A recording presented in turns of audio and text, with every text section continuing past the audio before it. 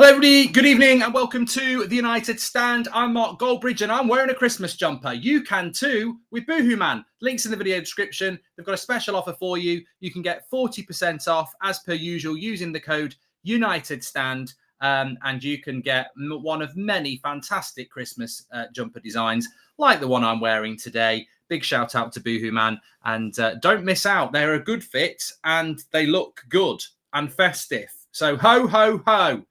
Or boo-ho, man. That sounds wrong. They're not going to run with that. They're not going to run with that. Boo-ho, man. Boo-ho-ho, man. Boo-ho-ho, man. No, forget it. Anyway, team news is out. We're in a bit of a festive feel. It's not the United Stand Christmas party yet, but it does have that little bit of a feel to it because we know we're going to get a lot of changes, and I'm very excited to say that the team is out. Now, pick the pips out of this and figure out who's centre-back and who's centre midfield, because it's not obvious. Henderson's in goal, Wan-Bissaka's right back, Luke Shaw is left back, and Eric Bailly is the centre-back. And now it gets interesting because Matic is playing and Donny is playing. Now, but there's no more centre-back. So is Matic playing centre-back with Bailly, and who is playing next to Donny in the McFred role? Because you've then got Lingard, Mata, Ahmad, Greenwood, Alanga. So I don't actually and cannot actually figure out how we're doing this, because there really isn't a back four. I'm not sure we're playing a 4-2-2. It must be Matic as obviously as a centre-back. But, you know, the exciting thing for me is that Donny van der Beek is not actually... he's the most defensive centre midfielder we've got, which is great news, because we were thinking, does Rangnick see Donny as a more attacking midfielder? So I think this is really, really interesting to see how we're going to line up. But the team as we're going to go with, and well, this is the 11, but we're going to say Henderson in goal, Wan-Bissaka right back, Matic and Bailly centre-backs with Luke Shaw at left back. I would say it will be Donny and Lingard, then it will be Mata and Ahmad and Greenwood and Alanga. Or it could be a 4-1-4-1 where Donny is the holding midfielder. In front of him, you've got Mata and Lingard, and then you've wide players of Alanga, Ahmad with Greenwood up front. So we'll have to wait and see how it works. But 4-2-2-2, Lingard playing in a deeper role next to Donny is what we're probably going to see. But I can't see Mata playing as a holding midfielder with Donny. Some people are saying that. I mean, come on, he's about 92 these days, so I can't see that happening. Is Shaw a centre back and Alanga's a left back? I mean, Mengi probably should be playing, as many people have said there. But let's have a look at your super chats. Loving this lineup. Finally get to see some young talent. Especially excited for Ahmad. Let's go, says Stuart Walker. Yeah, it's like going out on student night. Amit says 3-1-2-3-1. Interesting from Amit there. The bench is something people are talking about, and the bench is Heaton, Kovar, Hardley, Mengi, Iqbal, Savage, and Shoretire. So I like this. I like this a lot because there's absolutely nobody from the first team from the weekend. There's no Rashford, there's no Ronaldo, there's no Harry Maguire, there's no Victor Lindelof. There's just absolutely nobody who started the game against Palace in that team at all. So the youth, the bench is full of youth. I'm sure we'll get to see. I mean, it'd be great to see Iqbal come on or Savage come on. It'd be great for their development. But the very, very interesting lineup for Manchester United. So that's how we've got it, as a sort of 4-1-2-3, I suppose, or a 4-1-4-1. We suspect it will be Ahmad and Alanga with Mata and Lingard ahead of Donny. The thing that's really exciting about this is it's a great opportunity for Donny van der Beek. He's playing exactly where I'd want him to play. He's playing where McTominay and Fred play, and I think that's where we want Donny to play. Could be 4-3-3 with Donny as the 6, or a 4-4-2 with Donny and Lingard as CMs. Either way, he's the most defensive one, isn't he, Senna? So I like that. Thank you for the super chat there from Football. Hi, Mark. What about Wan-Bissaka at centre-back? It could be that with maybe Alanga or another forward as a wing-back. Well, it could be Iqbal. It's still unorthodox. Apparently, our new sports psychologist, Sasha Lenz, is Timo Werner's girlfriend's dad, says My Big Melons. Yeah, struggling to see how that benefits Manchester United. But, you know, Yeah. Shaw, Wan-Bissaka, and Bailly are the back three with wing backs Ahmad and Greenwood. Says Azad, like he knows what's going on. It's ultra attacking, says Trey. Yeah, look, I think this is an opportunity to entertain. It's an opportunity to say to players, go out there and impress yourselves and others. Don't be big-headed. You've got to impress others as well. And, you know, if you are a Jesse Lingard or a Donny van der Beek or a Mason Greenwood, tonight is your chance, isn't it? It really is. Excited to see our youth and squad depth. Also, props to Charlie McNeil putting a big performance in the UEFA Youth match today, says Joshua Bowwater. Well, you know about Charlie. We've mentioned about him a lot. So he's a player that really has hopefully got a fantastic future as a striker. Joe Hugel as well. Ollie would have played Cavani and Varane tonight. What a lineup from Ralph. Excited for this game, says Sean Turner. Well, I nearly said he wouldn't have been able to because they're not actually quite match fit yet, but I get what you're getting at, Sean. He rush them back. How about this for DNA, Patrice Evra? Yeah, sit down, Patrice Evra. Armour, thank you very much for your super chat. And nice jumper, Mark, says Barry. Well, funny you should say that because there is actually something more I've got to say. Please wear the Boohoo Christmas jumper for the promo. I don't think I was meant to read that, but it doesn't matter. It just shows you into the insight of what I'm about to read. What a twat. As you can see, I'm wearing the very festive Christmas jumper collection from Boohoo Man. You can get one of these yourself. Boohoo Man have gone out of their way to make Christmas jumpers that are fun and different, and they are 100% worth checking out if you're looking for some festive fun wear. I think if you wore this down the pub or a local Christmas party, people would say he's with it or she because they're unisex. I think I might get a couple for the family for Christmas Day. I read that like a script. As nothing says Christmas morning more in the Goldbridge house than wearing a Christmas jumper. And that is true. That is actually true. Everybody in my house has to wear a Christmas jumper on Christmas Day. I live on my own. As Boohoo Man never wants to let United Stand viewers pay full price, they're giving everyone watching today a massive 40% off a huge range of clothing items on the Boohoo Man website. All you've got to do is hit the link in the description and use the code United Stand to get the great discount. So what are you waiting for? Go hit the link below and you could be looking your absolute Christmas best in no time. Thanks very much to Boohoo Man. They always give us some fun stuff to do. And I will be wearing this jumper for the entirety of this watch along. So the central heating better not go on. Yeah, we're looking good, I think. And you could be looking good as well. So get your Christmas jumpers this year from Boohoo Man. They've got loads of different designs. There's some with reindeers on. Them bloody deer things with sticks on their head. And yeah, there's a snowman. Never snows in England. I'd just go with Santa. You know, he's more real than snow on Christmas Day in England. Let's have a look at what people have got to say. I really like Evra's personality and loved him as a player, but didn't like his comments in regard to DNA. But I think Evra can be impulsive, which is him, says Red Baron. I like Patrice Evra as well, but as I said before, couldn't really give two shits about respecting an ex-player's opinion. If I disagree with it, I'll say it. I mean, I love Roy Keane. He's one of my favourite players ever, but he has spoken crap before. Haven't we all? Great lineup. I'm so excited, says Mario. Our mate Ricky won't be happy with this ultra-attacking lineup. He must be ripping everything apart. He hasn't messaged me yet. He probably can't type. He's probably trying to message me going, I can't believe it. Listen up. Listen up. Listen up. I can't believe it. But you say that he will be happy. Mata, he'll be running around the garden with his top off. Mata's playing and Matic. I'm telling you now. Mata and Matic. Like everyone's going to talk about the youth. How young's Mata and Matic? They're the two. Don't talk about youth. It's Mata and Matic. That's what matters. Is he getting Diallo and Alanga to cut him from the wing, or is this where they would play? I mean, Barry, I've just got to say Barry and Patrick, thank you for becoming a member. Barry, Zayn Miasi's doing shake. I think he's just gradually losing it, considering Arsenal have lost their last two and are now below United. I think that the fact that Amad Diallo is starting this game is really, really exciting for me. If Donny plays well, how significantly good is that, says Salah Ahmed? On a scale of significantly good, I would say it'd be very good. Very, very good. But I will be honest and say that no matter what or who or how somebody plays today, they won't be in the team on Saturday against Norwich. The team against Norwich will be the team that beat Crystal Palace. That will be the team. There's nobody going to bombard that party. It's too early to do that because we've still got, these lads will play tonight. They'll get tomorrow off. And then the lads who are playing against Norwich will have a big training session tomorrow. So you're actually at a disadvantage playing tonight because the first team's going to be training tomorrow and you won't be. So they won't be playing against Norwich. But what you do is you got, Donny ain't got forever. Jesse ain't got forever with his contract.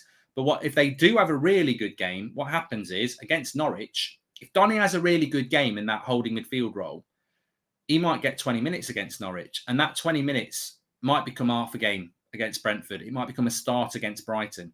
That's all they can do. Excited to see Ahmed get a much needed start. Brilliant opportunity for youngsters to impress the new manager for a better future, says Aradia. Yeah, it is. And look, you know what? The reality is, under Solskjaer or Carrick, this maybe would have happened anyway, let's be honest. But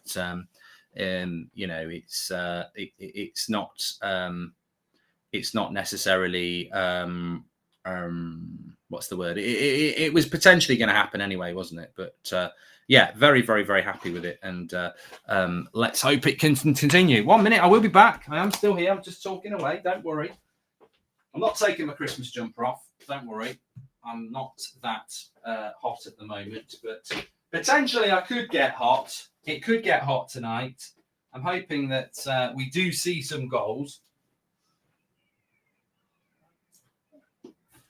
But I'm going to change my mind and go with a 4-0. I think we will get a lot of goals. It's a very attacking performance. It's a very attacking setup. We will play on the front foot, of course, and you would expect a similar performance to the Crystal Palace one, where we're very, very high up the pitch. I think Matic in this system, you know what? Matic as a centre back is quite an interesting thing. A lot of people have spoken about McTominay maybe dropping in as a centre back, but I think Matic might be quite good in a game like this because he's got Eric Bailly there for the cover. So Matic will be there to sort of push. I mean, look, effectively in a Rangnick system, if you look at the game against Palace, Lindelof was basically playing as a CDM. He wasn't a CDM. He was a second centre-back, but it was the sandwich effect. You've got Harry Maguire dropping and you've got Lindelof going to attack the ball. And that's what Matic will do today. Eric Bailly will play as the dropper for the pace and Matic will attack the ball. So he'll effectively play as a CDM anyway. I mean, I actually think we'll probably play with Eric Bailly on his own, Matic supporting Donny, and then you're going to get Lingard and Mata as a 2 and the wide players, and then Greenwood as well. So there's going to be a lot of Manchester United on the front foot tonight. I'm excited. And, Luke Shaw and Wan-Bissaka, what will they be thinking? They've been first teamers for a very long time. No, Rangnick virtually holding hands with Donny as they walked in there. Well, he was next to him. Hi, says Sambo. Thank you very much for that. Hi. Let's not forget why we were frustrated with Ollie. He never gave Donny any time to play. If Ralph gives Donny 20 minutes for the first few games, then I'm cool with that. If he does well, then he will start to Sharathgraph Fitness. Look, on Donny van der Beek, I will say this. I think Ahmad, Elanga, very different because they are young players that we are looking to develop. Donny van der Beek is coming up for his mid-20s. He's wasted 2 years at this club of his career. It's been wasted. If Donny van der Beek doesn't find opportunities in the next month, I think he will leave, and that's fine. I never trusted Ollie with Donny, and I think he misused him. But if Rangnick decides that McTominay and Fred are better, and Bruno and Sancho and Lingard or whoever are better, then you've got to trust that, haven't you? But, Donny's got a great opportunity tonight. And what I don't think will happen under Rangnick, which did happen under Ollie, is that, Donny has a man-of-the-match performance against Watford or Wolves, and then, he's out the team. Or he plays well against West Ham in the Carabao Cup and he doesn't get another sniff. I don't think that sort of thing will happen with Rangnick. Those subs are so good, it makes me want to do things to my girlfriend I haven't done before. Caleb, no one's condoning that. Completely changed it up. I love it. Wreck-It Ralph has the W. Yeah, Caleb, if you're Caleb's girlfriend, 999 is the call if he tries anything that you're not happy with. Let's not forget why we would have done that from him as well. And Mata as a CM. I mean, I don't really mind Mata playing today because when you look at the bench, who is he blocking? I was talking earlier about Mata and saying, I don't really want Mata to play. Why is he even at the club? But then when you look at the bench, I mean, Hannibal must be injured because that's the only player I thought, that would have been good. I haven't really got a problem with Mata playing today because realistically, you look at the bench, you've got people like Charlie Savage and Iqbal on there, and you think, well, ultimately, it's not massively a problem, is it? So yeah, we'll see. Oh, God. 6. Yeah. I'm being asked for the StreamYard code when I'm live. You know, I'm just going to see if I can get it.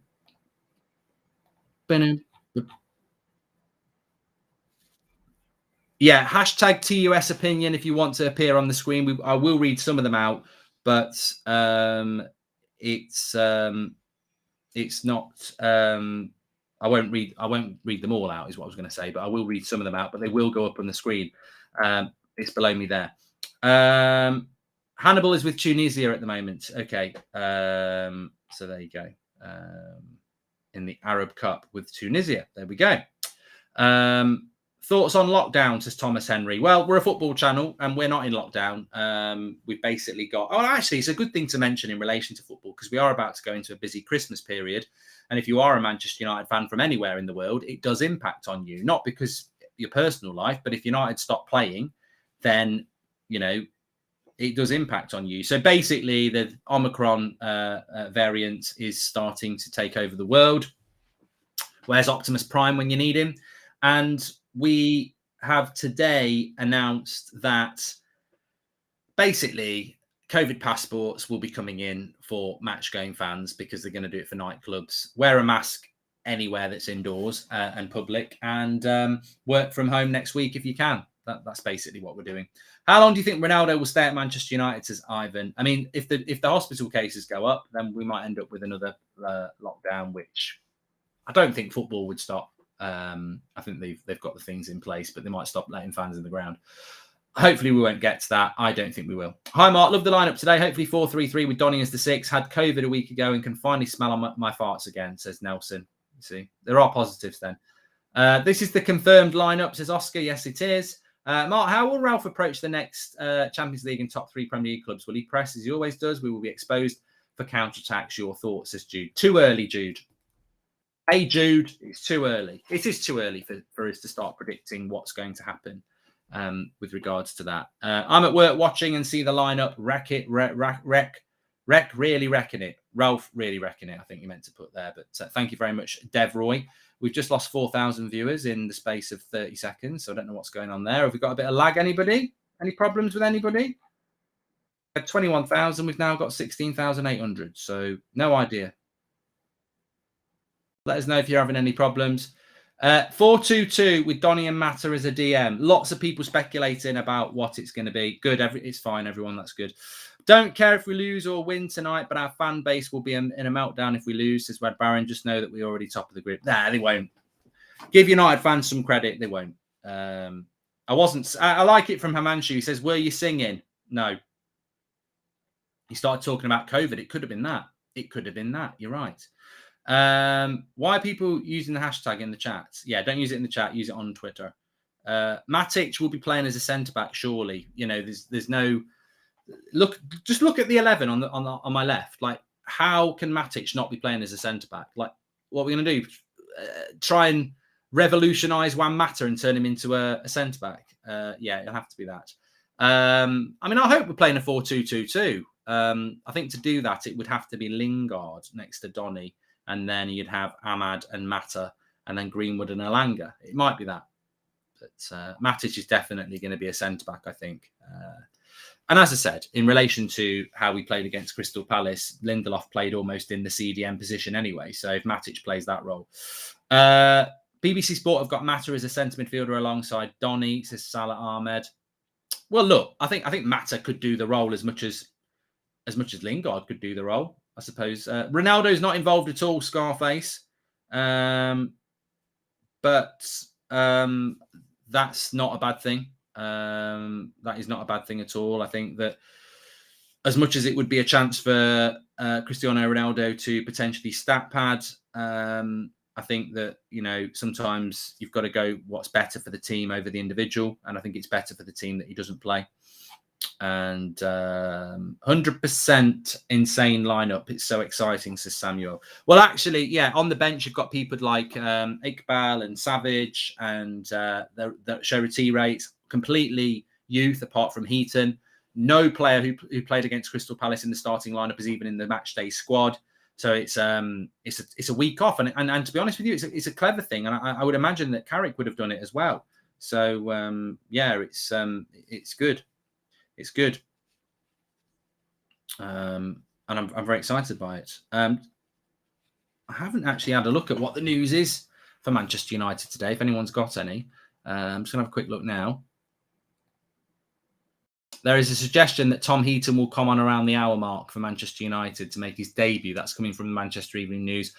Wouldn't be surprised, actually. I mean, look, to be honest with you, for Dean Henderson tonight, this is not a game he's going to get anywhere near forcing David De Gea out of the team, is he? You know, if you're Dean Henderson, you want to be playing in a game where you're going to face some shots.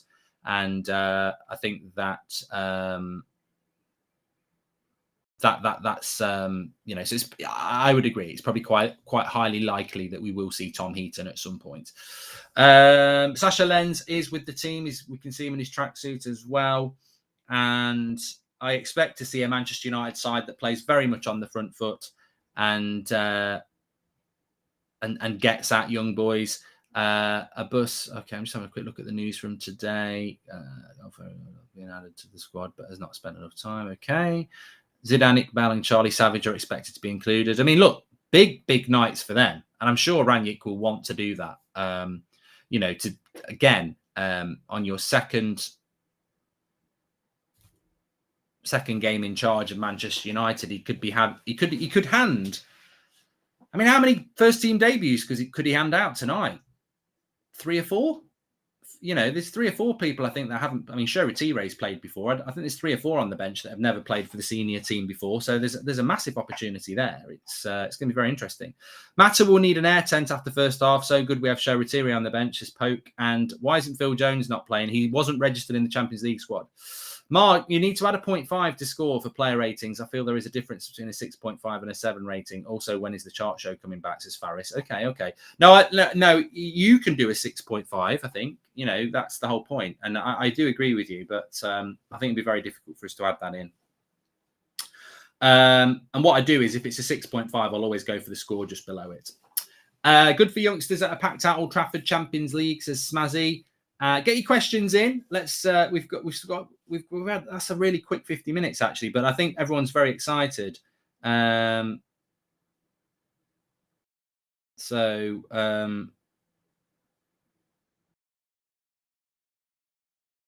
I think we've had a problem with YouTube. We're back up to 23,000. We went down to 16,000, back up to 23,000. I mean, look, it's the magic of me. I touch my phone and I get 7,000 followers. 24,000 now. It's amazing. I should. I'll pick my phone up again. Oh, look, we're up to 40,000. You know, it's 24,000 now. How to go from 16,000 watching to 24,000 in 20 seconds by Mark Goldbridge. That would be a video. People would watch that. It's COVID. I don't think we can blame COVID on that. Young boys beat us last time. What is the lineup? Oh, interesting. Yeah, let's have a look at the young boys lineup. I don't know if anyone's got it. What are they on Twitter? What do they call themselves? There you go. There's a question for you. I don't know what they're called on Twitter. Well, there you go. Someone in the chat. Oh, I'm going to have to go to my bloody phone now. Bloody have to now. I know they had a few injury problems. I mean, are we being disrespectful, everybody? Are we being disrespectful of young boys of Bern? They did beat us, and I suppose that's a good question in itself. I mean, even if they've got 7 injuries, how does that impact on them? I can't help but be excited now, says Jono. And finally, some proper rotation and chances for youth. Maybe a bit too early, but feeling optimistic for the future. I mean, I personally would say that they don't even have a Twitter. Oh, no, they do have a Twitter. At BSC_YB. Let's have a look. BSC. I found them. Okay, they've got 44,000 followers. They've got, God knows then. So they've got Favor, Kamara, Ngamelu, Elia, Sibachu, Abisha, Macarez, Lafort, Lustenberger, Reeder, and Martins. Which, if I compare that team to the team that Manchester United lost to, I can tell you this is intelligence. This is was it 2-1 we lost, wasn't it? Yeah. We lost 2-1. Their lineup in that game was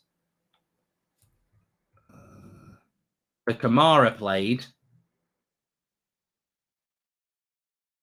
and Melo did, Elia did,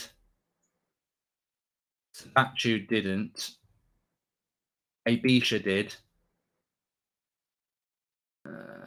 Macarez didn't, Lafort didn't, Lustenberger didn't, Reeder didn't, and Martins did.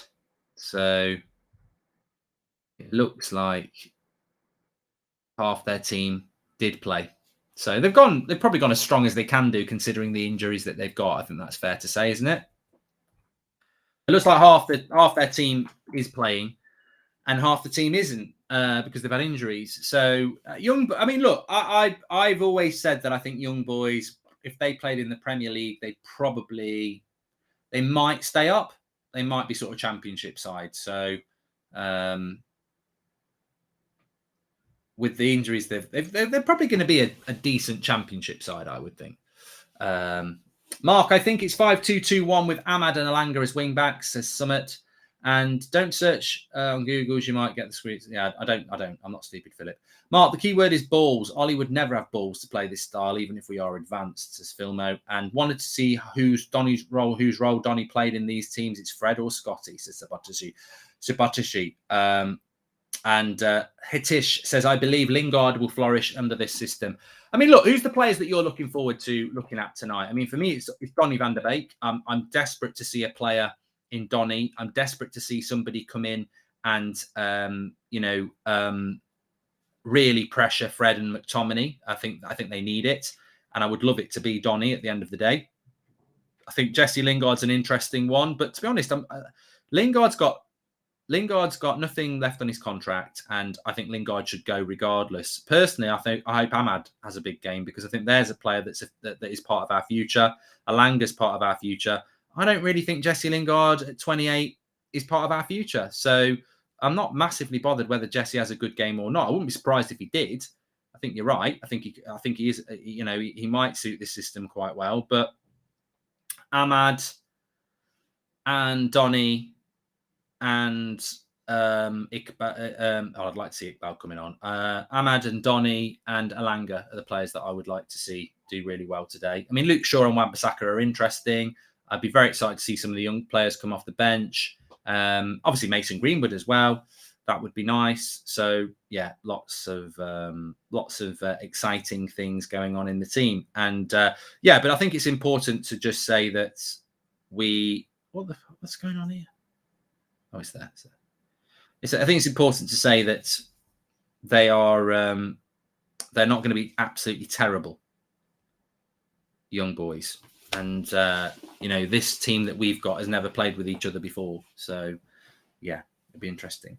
Don't want any players to shine, want the team to shine, says 12 times. And who do you think will be the man of the match or the standout player for United, says Jack. And can't wait to see this side play. The guys have something to play for and show the coach that they have something to offer. Come on, the Reds, says Hooded Brillo.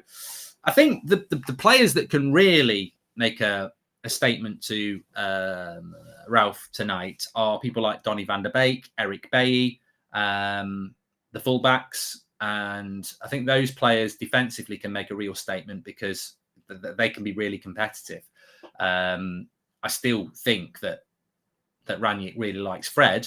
But if Donny had a good game in that area, I think he'd start thinking, I mean, Donny van der Beek does not completely. If Ten Hag was our coach, then very, very different. But I still think Donny van der Beek is the sort of player that Ranić will like, but he's got to take the opportunity. Our B team was crap under Ollie. It'll be interesting to see how they play tonight with proper tactics, as Sonny NT. Well, there's been a time with United over the years under Mourinho and Van Gaal and Ollie a little bit, when we play our B team and it's boring. Like, you know, our B team would be boring. Like, it would be a boring team. It would be Mata. It would be, you know, Matic. But, you know, not, you know, there'd be a lot of other boring players that you don't really want to play. This is an exciting B team. The Truth, welcome to the Members Club. Thank you very much for joining. And 12 times, welcome to the Members Club as well. Love the lineup. Wreck It Ralph. Keep up the great work at United Stand. And Mark Goldbridge. Come on, United, says Connor on hashtag TUS opinion on Twitter, which you can put up. It will be Matic and Donny working in the midfield like Lindelof and Scott did against Palace, and Lingard will be in the Fred role, says Ben. Yeah. Oh, well, I wouldn't mind hazarding a bet that, a virtual bet that has no monetary value, that Lingard will score tonight. Off topic, but Chelsea have my home team, Chesterfield, in the FA Cup. Wish us luck, says the Sixter. You got no chance. But I do wish you luck. This is going to be fun. We can't expect an easy night with this team, says Andy Pandy. Well, you want a competitive game. You do. You want a competitive game, don't you? Remember, we are sponsored by Boohoo Man on the show tonight. I'm wearing a Boohoo Man Christmas jumper. This could be you on Christmas Day or at any festive gathering. Links in the video description. You can get 40% off with the code United Stand. Loads of different Christmas designs that they've got on their Christmas jumpers. Big shout out to Boohoo Man for venturing into the Christmas jumper market. I like it. I'm a fan. And yes, you can get yours too. Reasonably priced and 40% off. Links in the video description. Good shout. Big shout out to Boo Ho Ho Bridge. And it actually says Fly AF, which I don't know what AF stands for. Drawty's telling me in the ear what it stands for, but I'm not going to say what it is. Fly away, Fred. No, we don't want Fred to fly away now. Fly as fuck, isn't it, really? Yeah. Mark. It's 4-4-2, Mark, says Raymond. Swivel on it, Raymond. Not doing any bloody... we're not doing that. We're just not doing that. We're not doing this. It's this, it's that. Oh, my gran said it's a 4-2-3-1. One football app says it's a 4-4-2. BBC, Manchester Evening News, the official Man United website, the Man United app, my arse says no one's got a bloody clue what it is. Let's wait and see what it is when it kicks off. Thoughts on United potentially going out of the FA Cup, says Boris. Well, thoughts on any team potentially going out of the FA Cup? It's not even happening for another month. Juno, welcome to the Members Club. It'll be Matic. I've done that one as well. Thanks for the super chats that are coming in, by the way. Please do subscribe to the channel, bottom right-hand corner. We could hit 250,000 by the end of the year. So bottom right-hand corner to subscribe. Get involved with the United Stand. We're live every night at 8 o'clock, every morning at 10 o'clock. In fact, we should have a very different type of morning show for you tomorrow. So hopefully if things go to plan, check that out. And also, I'm not telling them. He's going, why is that? Why is that? I'm not telling them. And they'll have to tune in around 10 for 10:30 tomorrow. But yeah, and get involved with the channel. What is your Christmas go-to drink, says Nick Hill. I find water is essential. Otherwise, you'll dehydrate and die. So don't stop drinking fluids over Christmas is my message to people. People don't drink and drive, but also don't forget to drink. And I'm not talking about alcohol drinks. I mean, you must drink. And on hand, I have water. That's my message to thee. And to all a good night. Comfort and joy. Comfort and joy. But my go-to Christmas drink, I do want to try eggnog this year. If we've got any Americans, let us know. But I do want to try eggnog. Mark, watching Sunday's performance by Delo, Aaron Wan-Bissaka should be shaking right now. Also, I think Elanga might be eyeing up Rash's poor performances. That's from Marcus Darwin. I really don't think Aaron Wan-Bissaka has been in bed shaking. Well, that sounds wrong anyway. But, you know, competition for places is good. Look at what happened when we bought Telles. Luke Shaw became one of the best left-backs in Europe. Score prediction, Jesse. I'm going to say 4-1. Wouldn't be surprised if Mata shines with our new possession-styled football. Doesn't really matter, Corbs. He's finished. Juno, thanks for becoming a member. Hooded Brillo, thank you very much for becoming a member as well. Thanks for the super chats as well. Eggnog is good. It's disgusting, says Mitch. I mean, I don't really like anything. I do like eggs, but eggs... you know, it just makes me think of eggy farts and things like that, or eggy burps. I used to get them when I was a kid. Make me throw up. I knew I was going to be sick when I was getting that. It's always an indicator of a virus. Let's have a quick look at what's going on. My favourite drink at Christmas. I like a good pint.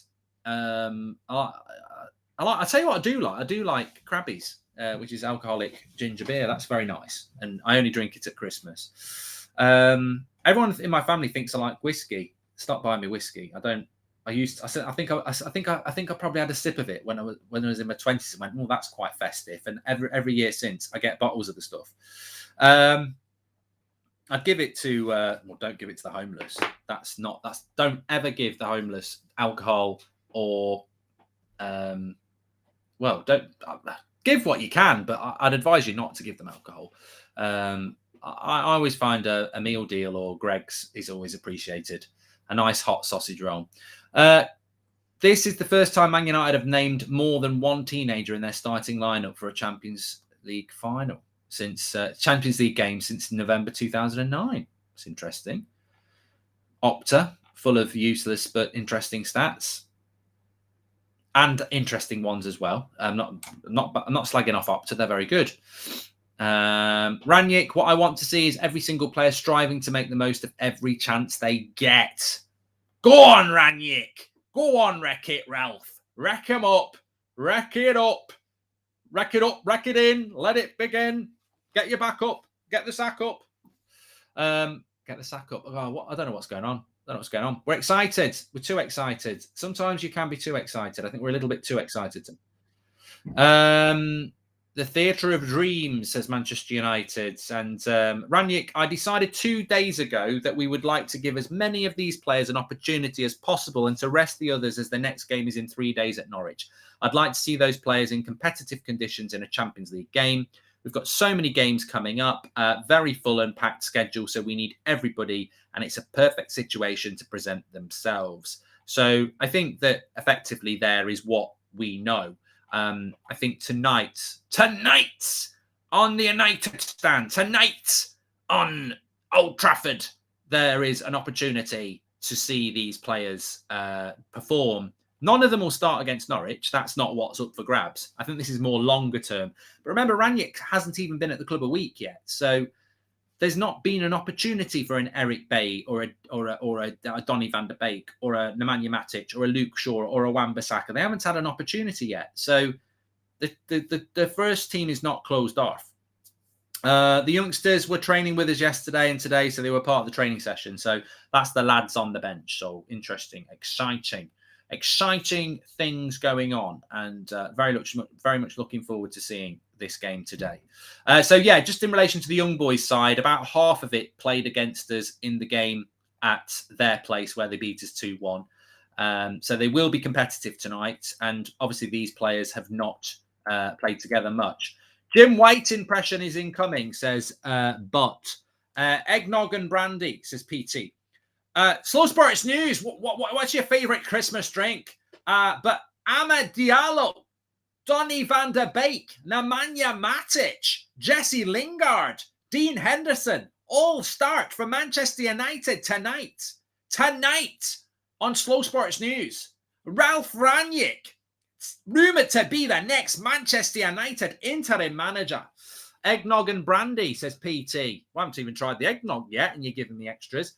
Clean Christmas jumper, Mark. Is it foolproof for pulling birds? Can't wait to see out the Ranić era. Much love from the United States, says Keegan. Is it foolproof for pulling birds? Oh, I don't know. Any jumper for me will work on that sense. But why are so many fans complaining about the team on socials? The future needs to show their potential.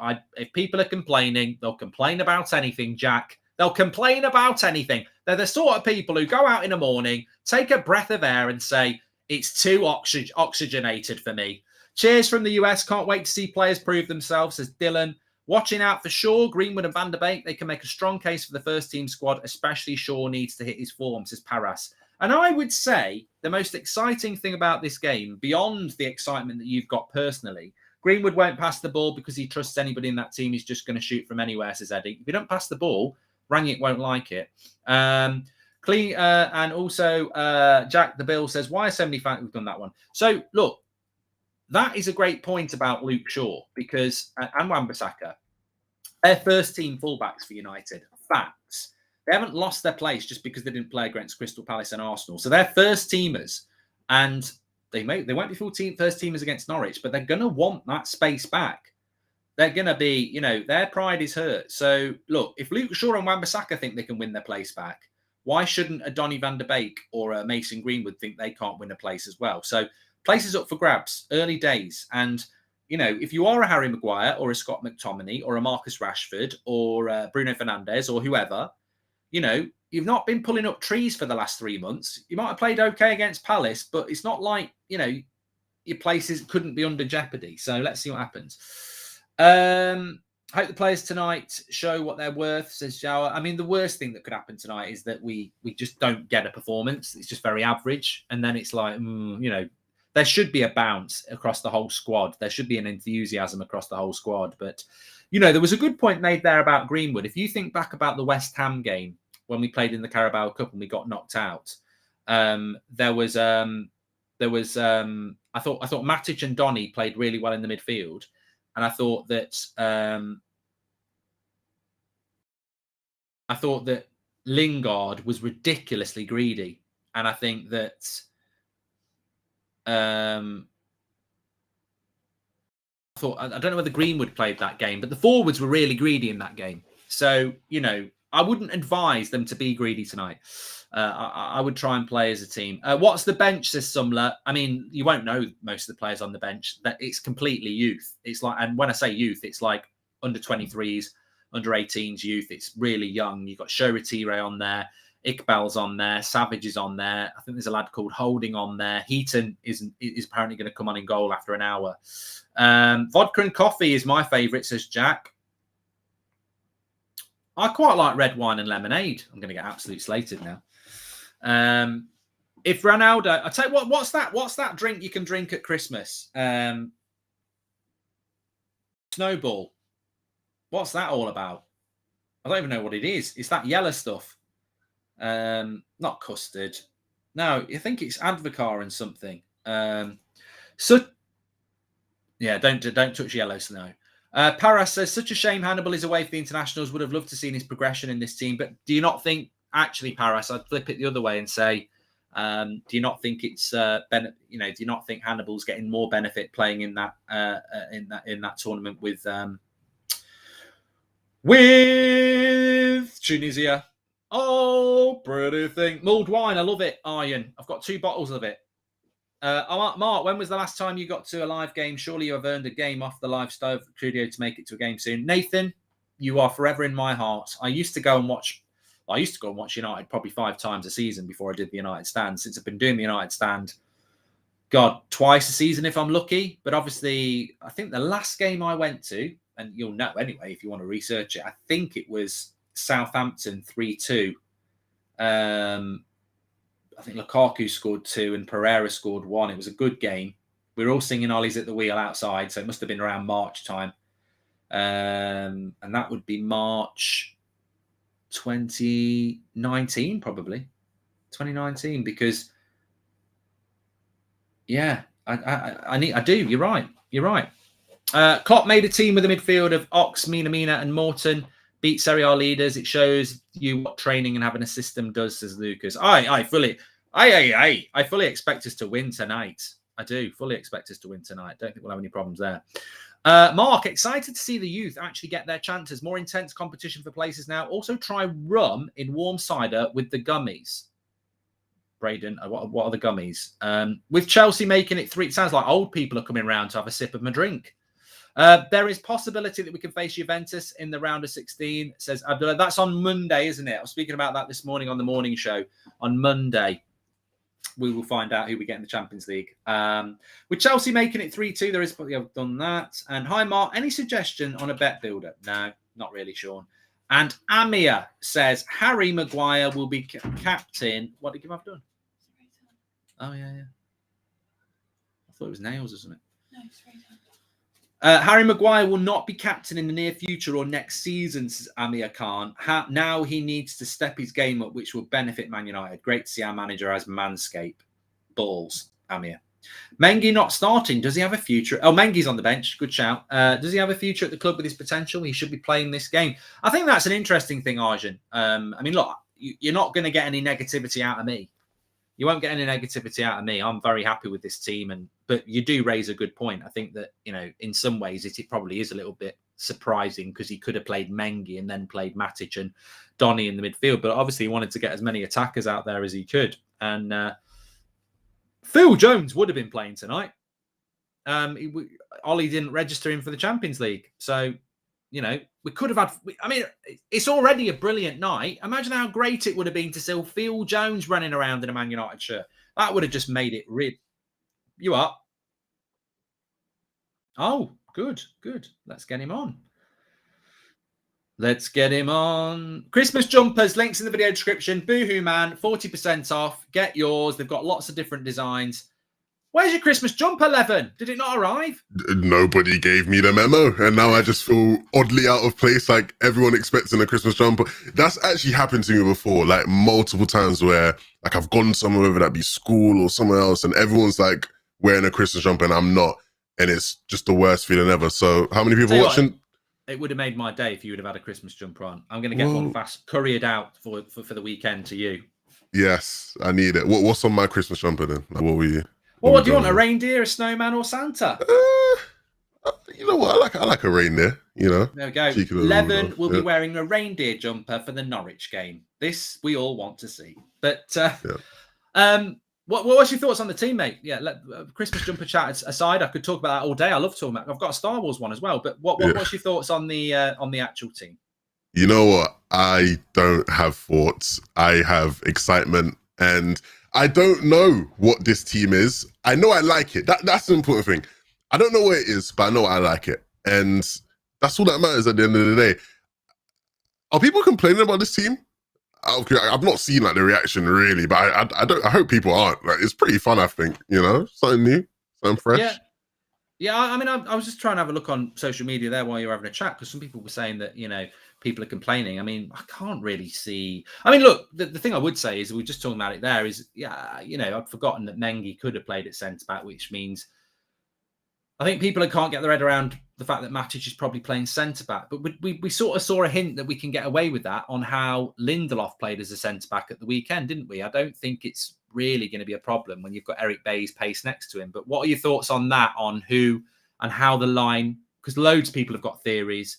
How do you think this team will line up? Do you think it will be a 4-2-2-2? And in which case, where will everyone play, in your opinion? It's funny you mentioned Mengi. I completely forgot about Mengi. It probably is because whenever I play Football Manager, I always like loan him out. So like in my head, I just actually thought he was on loan in real life. But no, okay, he's not a part of the squad. Look, I've seen everything. I've seen 3 at the backs where we're playing like Shaw, Matic, and Bailly. I've seen 2 at the backs. I saw someone, I can't even remember who it is. I wish I could remember the account now. I saw someone say like we're playing a 3-2-1-2, 3-2. That's some mad formation in it. I think it's probably going to be just, you know, a 4-2-2-2 with Matic playing as a centre back, or just a 4 at the back at least with Matic playing centre back. Look, for the people who maybe missed out, look, I was heartbroken to not see Phil Jones get a run out, but, you know, he's not, you know, he's just not eligible. I'm sure there are other people who people would have liked to see, but still, man, we can't nitpick everything, man. Like, you know, like, honestly... Pretty good, isn't it? You know, it's pretty good. You know, I mean, like you said, Mengi was somebody I was thinking about, and we knew Phil Jones couldn't play. It would have been great. But, I mean, we don't normally get... And the bench as well. It's like everyone who comes on is going to be like, wow. You know, most of them have never played for United. We know a few of their names, but they've never played for United. So it's a game full of excitement, really. Yeah, the approach from Rangnick is interesting. Like, I really want to see how this plays out in terms of after today, like, based on what happens today, then what happens? Like, if some of these youth players look really good, does he actually start incorporating them into the Premier League games? Like, I'm really curious to see what he does. I think the big thing is obviously, like, for the players who aren't the babies, like, what can they do now in terms of, you know, getting into that first team squad and pushing their way? And I heard you right before I came on talking about Shaw and Wan-Bissaka, right? Of course, you know, big game for them. And it's funny though, because now with this game, everybody's going to be watching Wan-Bissaka going, The low was on point, big man. You got to sort it out. Like, you really got to... Anytime Wan-Bissaka is anywhere near the ball, people are going to be wanting him to, like, ask for it and go forward. So, you know, a lot of pressure, even though it's against a young boys team that you wouldn't expect to be a crazy team. Still a lot of pressure on these players to perform. Yeah, I think the fullbacks are really interesting, actually. I mean, they're not exciting. I mean, the excitement comes from your own favourite three. I mean, I was going to ask you that. The next question was going to be, what are the three players you're looking at the most? I think I said Ahmad, Donny and Elanga for me. But the fullback situation, whilst a little bit boring, I suppose, is still really exciting because they are, for the last 18 months, been our first choice fullbacks who won't start against Norwich. And they've lost their place because of injury, and two players have come in and done really well. So that is going to be really interesting. But there's so much to prick the ears up and discuss, you know, after the game, during the game, watching it. It's weird that we're playing a dead rubber game that's got so many interesting things tactically and going forward to look at. But what three players are you looking forward to the most? Not that you're not looking forward to everyone, but what are the three that you're looking at? Yeah, I'm looking for... I think it's... look, I've spoken highly of Ahmad and Elanga on this channel plenty of times. I think lots of people know that I really like those two in particular, so definitely them.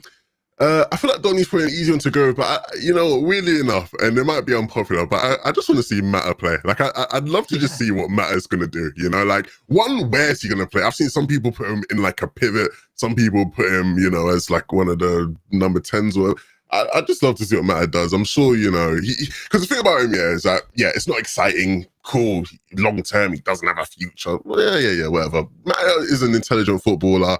I was having a conversation with someone literally like 2 days ago where they were like, I wish we would have gotten more out of Mata. Like, because like Mata in his peak, in his prime, was a really good footballer. And, you know, he's sort of just never accomplished what you would have thought he could have when he came here. But yeah, I'd love to see Mata and what he does today. It's good to see him sort of get a chance. And, you know, Mata running around. Twitter was just non-stop memes of just Mata running for 5 minutes and all of a sudden he's gassed in it. And probably will happen, but no, I'm looking forward to it. I mean, I'm looking at my phone, which is a bit rude when someone's talking, but Ricky, we were talking about Ricky about 20 minutes ago because people were like, what do you think he'll think of that team? Because it's a very attacking team. And I said, I still think he'll be running around the garden because Mata and Matic are playing with his top round his head, doing a Ryan Giggs round the streets of Manchester. But he has messaged me. I'm sure he won't mind me sharing it. He says, what the fuck, with the little emoji going, there's only 3 defenders in the lineup, with the emoji going like that. But so yeah, Ricky likes his structure, but we're not. That's not what we're here for. Look, the thing is, Levin. I mean, you know, I know a lot about Rangnick. You know a lot more about Rangnick. He's not going to go. He's not doing something stupid, is he? You know, he wants control, and I think we will still have control in that game. We'll still have a back four, and Matic will drop into it. Yeah, do you know what it is? Yeah. So like Ricky is very much about balance, right? Like Ricky very much understands a side that is balanced and isn't balanced. And on paper, you look at the team and look, it's not a balanced team. Like, fair enough. I think the thing probably would be, I'd like to think Rangnick's probably just like demanding a lot from certain players, right? And I think he's trying to test the waters to see what he can demand from players, because of course we have a sort of backlog of what we've seen from these players for time. Like, we know certain people just maybe defensively ain't all it or whatever. But I think for Rangnick, it's a chance to go, look, I don't care about before. Show me now you can do this. Show me now that you can maybe be a part of this defensive structure or whatnot. So, look, it's weird though, because Mark, I've never seen, by the way, fans react so like crazily to a lineup, right? Like, I don't see, fans from other teams reacting to this, because I kid you not, I saw someone on my Twitter go, this lineup's perfect. If we lose 10-0, I don't mind. I'm just so excited to see this lineup. And I'm like, brother, what? You're 10-0? Like, that is, I get excited to see the lineup, but if we're losing 10-0, there's no way you're going to be excited. You know what I mean? So people are really excited with the lineup, and rightfully so. But let's watch the game. Let's see how the players play. Let's see if there is balance. You know what I mean? There's still there's lots to be desired just from purely looking at the lineup alone, innit? Yeah, definitely. And here's a question for you, actually, Evan. It's completely off. Well, it's not completely off, but it's from Jason Ketterer, who says, and thanks for this super chat, Jason. He says, United need to look at Tyler Adams from Leipzig, good midfielder, US captain, perfect to partner with Fred, extremely tenacious with endless pressing energy and great position, an absolute steal for 25 million. Is that we seem to be linked with every midfielder that plays for Leipzig or Salzburg at the moment, but is he a player that you think Man United or Rangnick would be interested in? What I'd say about Tyler Adams is that the kind of midfielder you probably want to pair next to Fred in this sort of a system that we played, it probably would be similar to like the Tyler Adams mode. So I sort of get the link. Like it makes sense. It's like, you know, because a lot of people comparing Fred to what Lehmer is at, you know, Leipzig or whoever, or Haidar or whoever. And so like the person you put next to that would be like a Tyler Adams type person. So we're obviously going to get linked to people like that. I don't know. It wouldn't excite me. I'm not going to pretend like I know loads about Adams. I'm sure there'll be Americans who watch him play for the men's national team a bit who maybe will speak highly of him. But look, I think the important thing with that position is we've known we need that, regardless of Rangnick or not, we've known we needed someone for that position for a while. So I'd like to think that the dossier is mad. I'd like to think they have a mad list of just people who could potentially be that option. And whether or not Tyler Adams on that list, I think isn't important, as long as we can just get someone in who will do that job well. And I think we should trust Rangnick to be able to get that done. It's interesting. Samuel Luckhurst, and there's a few people sharing this on Twitter. There's like a sheet of a tactical lineup for Manchester United. So let's see how accurate this is in the actual game. So we know the starting players, but it would be Henderson in goal, Wan-Bissaka, Matic, Bailly, and Shaw as the back four. Van der Beek and Mata as the midfield two, Lingard and Diallo as the next two, and then Alanga and Greenwood as the next two. I mean, that to me, Levin, is what I was expecting anyway. The only thing I thought is that maybe Lingard could play deeper and Mata further forward, but I'd be happy with that. Yeah, look, I think it'll be fun. I just really, because I rewatched the game again today, and I was really impressed by some of the things I saw in terms of, you know, out of possession, the way we pressed and like just players running and the coordination. And so that's going to be the first thing I'm looking out for with this like lineup, like to see that, whether they have that same, you know, togetherness about them when defending. I don't know, man. I'm excited, man. I just sort of want to, you know, skip to the game now. Like I could talk about anything really, you know. Well, we've only got 14 minutes, mate. We've only got 14 minutes. But I am with you. I'm like, you know, it's one of those where, as I said, very rarely a game like this, it would be the sort of night where people would go, ooh, a couple of weeks from Christmas, this is where I get brownie points with my mum or my girlfriend or my boyfriend and go, let's go for a meal or let's go and do some late night shopping. But United are on. Yeah, but this is what you mean to me. Because it's the sort of game that you can skip. And now, some people might have made that promise a couple of weeks ago and they're now going, no, I don't want to. I need to stay in. I've got a cold. But it is normally a dead rubber. But because it's this second game for Rangnick and because there's so many players that we like in there, a dead rubber game actually becomes a massive game. I know I'm going to catch bare people out because I saw so many people going, oh, I really want to watch Barca versus Bayern, right? Like that's going to be like, I want to see what happens there. But it's like you almost can't, like you want to watch this match. It's actually a really interesting match to watch now. I'm sure there'll still be people that have it up on the side. And for the people who maybe planned on being able to skip this match, yeah, good luck. You're going to have to, you know, you're going to be spending a lot of mobile data. We'll say that, you know, keeping up on your phone and whatnot. But I've got mates who like, you know, support different clubs. I know a lot of people who support United and they support United in a different way. I've got mates who support United like I do, who are just constantly checking Twitter and stuff and talking about, you know, fitness coaches and video analysts. Yeah. And then I've got some United fan friends who will be like, oh no, Saturday it's I'm off out, you know, I won't be watching it, you know. And I think this is the sort of game where it's the in-depth fan, isn't it? There's nothing wrong with not being an in-depth fan, but you're watching it because you're looking at the youth player that might be good in next season, and you're looking at the player that, oh, is he going in January or is it a renaissance? You know, it's the football manager genre, really, isn't it? It's the in-depth fan where you're looking at things and shapes and things like that. Yeah, it's exciting because you're right. Like we could sit here as well and talk about the different degrees of fandom for hours and hours, right? Like anybody can watch whatever and support the way they do. And you're right. There will probably be people who probably aren't excited at this game. There'll be people who look at it and go, Yeah, these are the babies, man. Sure, like in a couple of years, I'll see what they can do. But right now, I'm not too bothered. Of course, you'll get that. But yeah, I think for me personally, I am really excited about this. Like, I'm really looking forward to it.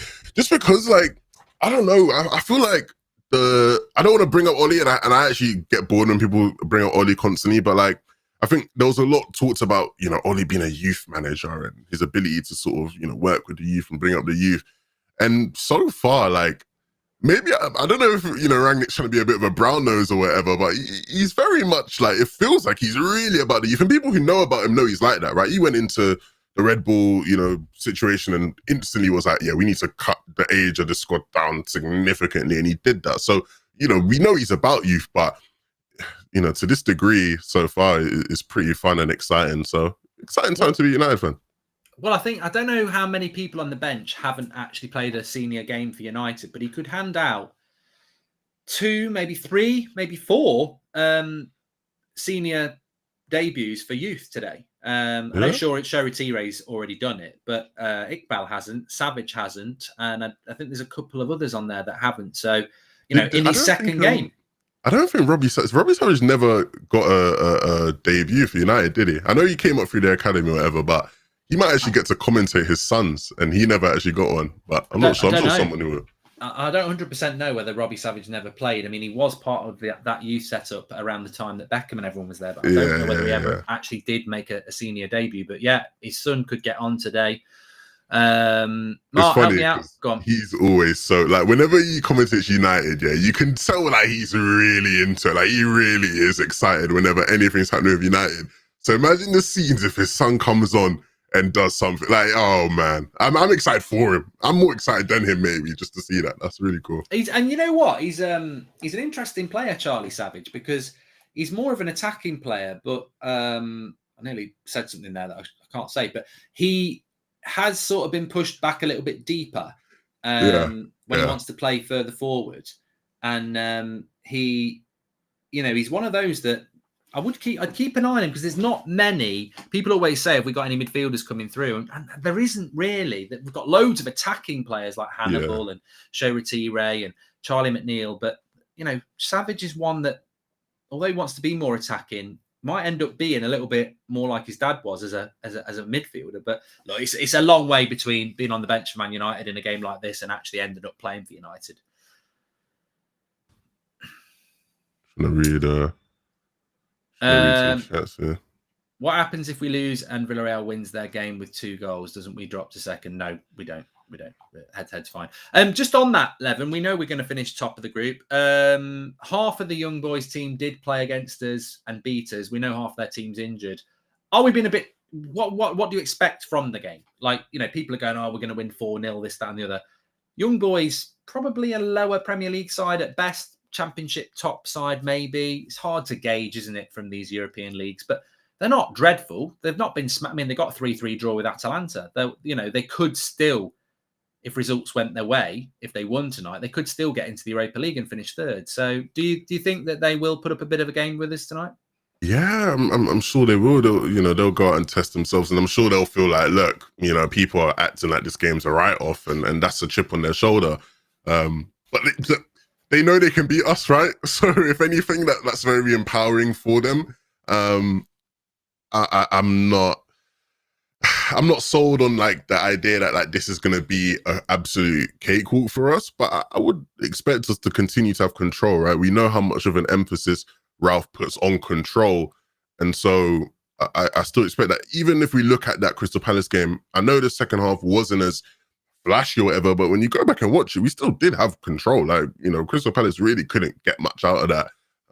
So I expect the same to be of this team as well, even with the changes. Like, I expect us to go out there and look to just have control. Nick P says, this is so exciting. We just had years of manager who would crap himself giving a 5-minute cameo to youth player, let alone starting one, says Nick P. It is really exciting to watch our youth like Lingard play, says JT. And I guess cutting down age is more to do with how he wants to play football than supporting youth, but doesn't matter. Playing young players is good, says Jake. Well, cutting down age... Sorry, I was just going to ask that. Cutting down age for him is not just about how he wants to play. It's also about when you look at player development and where you get players in their career, right? He always talks about how it's going to be easier to motivate the younger players because they've not got their big contract yet. They've not had everything. They've not had the world. Whereas when you have older players, they've won everything. It's harder to motivate them and to implement your idea into them because they've seen it all, right? So it's not just about the way he wants to play. It's also about, even when it comes to just transfer profit, like being able to sell players on these kind of things. There's a lot of reasons why he likes youth. So I don't think it matters, but like, as long as you like youth, like cool, yeah, like that's cool, right? So yeah. And TJ says, why not start Mengi? Matic should be at CDM and Mata on the bench. Let's see how good Van der Beek can be at CDM. I'm sure look, Mengi's not starting for a reason. I mean, he could have easily started him, and he started a lot of other people. Maybe Mengi will come on second half, but I do think that somebody was saying early 11, Patrice Evra sit down. I mean, Evra, I think after the match last week, said something along the 2 weeks ago, said something along the lines of, this is not the DNA for Manchester United, and a lot of snow in Atalanta against Villarreal. It's chucking it down, Anthony Taylor. Italy getting that must be Italy. Snow. I don't even have the game up right now. They're just showing the little screens on BT, but it's snowing a lot in Atalanta Villarreal. If you're in Italy, you must be getting a bit of snow. But no, there was that comment from Everett saying that, where's the United DNA when we were talking about Ranić, and I'm getting really frustrated now. Just, it just, there. I mean, I love Everett, but there is an example of, it's not Ollie, so I don't know anything about him. I mean, Mark, Ranić's very different. Mark, I made a video about this where I was really fuming because you look at the pundits we have now, and I respect Evra. I love Evra. I loved Evra as a player, right? So this is anything against Evra. This is a general thing that we have with a lot of pundits. The literal definition of pundit is expert. Like, you are an expert in your field. And the truth is, a lot of the pundits we have are ex-players who, they're experts when it comes to being a footballer, but football is more than that. And these people aren't experts in football most of the time. And it's more than that. It's like, even have respect for the craft. Like, if you know you're going to be in a show about Man United where we just have a new manager, maybe just go and research him and figure out what he's about and talk to. If anything, as a footballer, you have access to I can't right now, go up and find a way to just call Rangnick. I can't. But Evra probably could. Evra probably has the link somewhere where he could get close to someone or be able to have a conversation with someone who actually really knows Rangnick, if not Rangnick himself, and find out what he's about. But, look. It's just damaging, isn't it? Because they are respected. And it's like when Gary Neville said just before the Chelsea game, people are getting on Michael Carrick's back, but this looks like a Ralph Rangnick side. And the club the next day had to come out and say, well, that's not the case. But he's doing the punditry in front of millions, and people are thinking it's like, just like you say, just do some 5 minutes, just do some homework and start chucking out. Like Everett saying, I'm frustrated about a lack of DNA. I tell you what, mate, your frustration is going to get, you don't need any blood pressure tablets. Your frustration is going to go calm in 1 minute of just doing some research on him, because he does play the youth, he does play attacking football, and he's the closest thing to United DNA, whatever that is, we've had in 10 years. Just chill and see what happens. It's a shame, and I don't really see it changing. Like, that's just going to be the trend because they don't really get called up for it. Do you know what I mean? Like, I've spoken to you about this. I work as a pundit in esports, right? And I can tell you, for one, if I go and do an event and I've not researched and I don't know my stuff, I will get pelters. Like, people will catch you out. Like, you just get caught out, and there's like accountability there where I got to respond to it. Like, I got to, answer for why I just don't know stuff, right? Whereas like the pundits, there's not really that. Like, we can talk until all we want about how, this brother don't know what he's on about, but they're still gonna, get their next gig or whatever. We'll see them on Sky next week, and they'll continue to do it. So, well, I think you got it right, isn't it? Expert, EXP. You've got first. They get the 3 letters right. Ex-player though, not expert, and there's a big difference. I mean, Gaz is one of the best footballers I've ever seen. I wouldn't have him as a pundit or a manager in a million years, because his genius was in his feet. And that's the difference. People think just because you've played football, you know better than somebody who can analyse a game. It's not true. Mourinho never played football at a high level. He's a far better football, methodical man than Gaza. And yet Gaza's one of the greatest footballers that have played in my generation. So Anyway, Levin, we're about to kick off, so I will let you get excited, like I'm going to get excited, and we will see how things go. But I'm going to go with the United win. I'm not going to go with a score prediction. What are you going to go with? Yeah, it's got to be a win, innit? It's got to be a win. I just want to see some good, sort of performances from a lot of these young guys. I want to see people hungry to go out there and fight for the first team spots.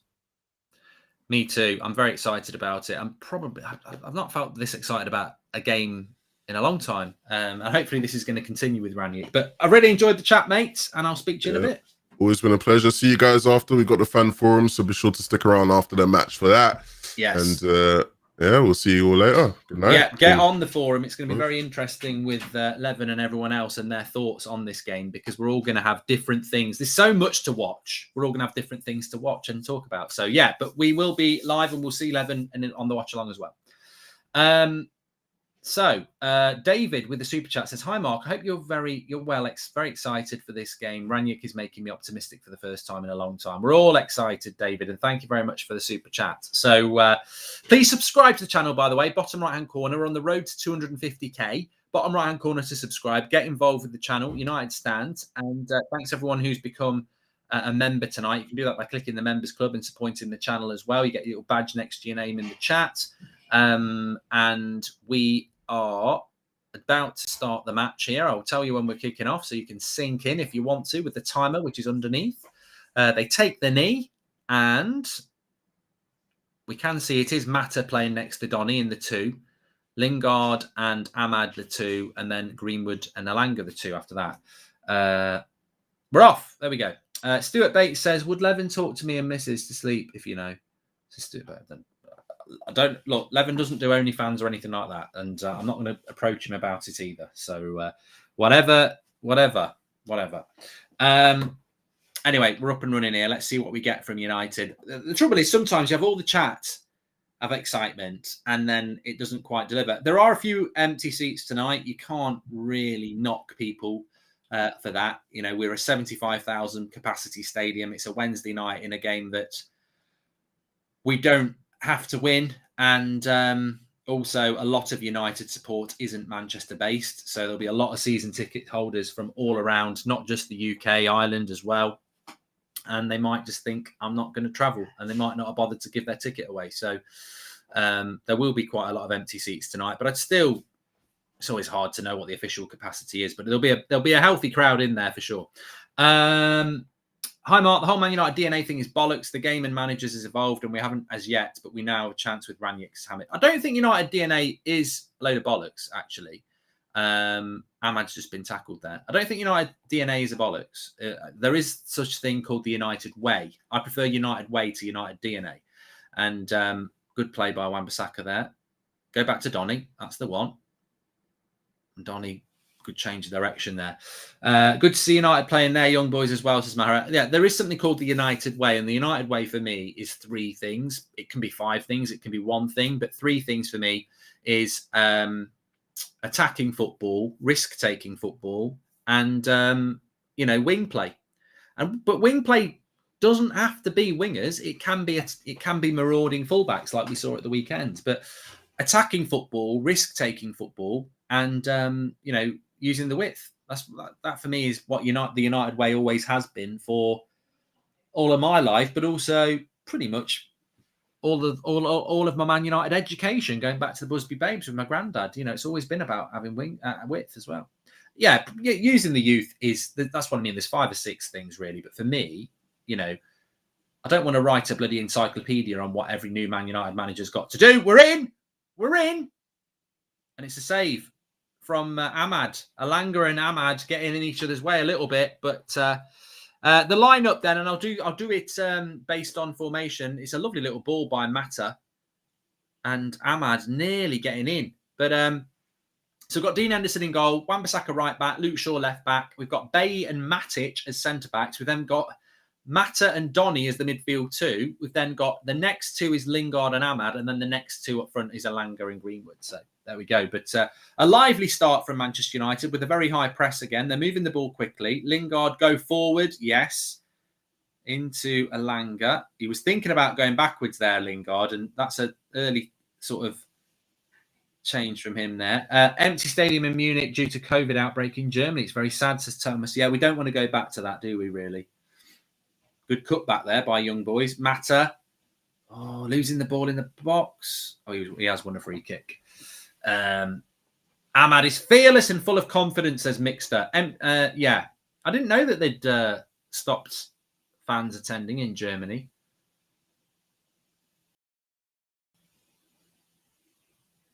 Sends us watching while doing some Lego. That's actually not a bad idea, you know. I can't do a watch-along, watch a match and build Lego, but if I wasn't doing a watch-along. So, good first 4 minutes. I think it's going to be a competitive game. Mata with a terrible first touch, and he might be in trouble here. He's going to get a yellow card. He could have, I mean, to be honest with you, he could have been looking at a red there. Oh, no, the player's got up. Right, here's Lingard. No, it's a bad pass from Greenwood. We go again into Mata. To be honest, in the first 4 minutes, Mata's been conducting the play. There's Donny nicely into Ahmad. There we go. This is it. This is good. This is good play. Nicely into Wan-Bissaka from Jesse. Goes forward, wins a throw in. Nice play. Nice little movements between Ahmad and Donny and Jesse there into Wan-Bissaka. Nice transitions, moving that ball forward. Interestingly, Ahmad did knock it back to Bailly, but we still went forward. And here's Donny. Jesse, you see. Oh, terrible ball by Jesse, but there we go. I have to argue the United way is not about attacking football. It's simply be dominant. We have many nights under our great former managers of 1-0, 5 midfield, but we stay dominant. We do what we want, says PQ. But that's your interpretation of it, PQ, which is absolutely fine. Young boys on the attack here. Nice ball into the left. Eric Bailly needs to come across. Battles his way through there. They're still in the box. Pleased to see Donny in the number 6 role, says Emily Derry. Yeah, me too. And Reverse Clouds, I think Rangnick misunderstood the message. We're playing the young boys on Wednesday. Great to see the youth, though, says Reverse Clouds. Well, I certainly think in this first 5 minutes, what I said, and Levin was talking about it, and many of you were talking about it as well, is that this young boys side aren't going to be bad. They're, you know, half of this team beat us. They've got a few injuries themselves, and if they win and Atalanta lose, I think they can actually still make it through into the Europa League. They're in 4th place at the moment, so they still have got an opportunity we're Group F, aren't we? Yeah, if they win and Atalanta lose to Villarreal, they would leapfrog Atalanta. Now, Atalanta's game has been delayed by 20 minutes because of heavy snow. So, but we will, Villarreal, you know, it's not beyond the realms of possibility that young boys could win this game. They're not a terrible side, and we have basically put our reserves out. Nice little ball here from Alanga. And Jesse does quite well. I'm surprised Mata didn't get booked, actually. You know, it was a naughty tackle, but the player got up and we've had a transition of play. Be a difficult position for Mata. He's way too slow, says Jay. It is difficult for Mata. I mean, I said it this morning on the morning show that I'm not sure that Juan Mata should have been kept, and I do blame Ollie for doing that. I think it was a bit, as I said, for me, I have this just image in my head that a few players were queuing up to speak to Ollie in the summer, and he's just not very good at, you know, making decisions because, you know, Jesse knocks on the door. Are you going to play me next season? Yes, I am. Mata. Yes, I am. Donny. Yes, I am. And it was never possible to do that.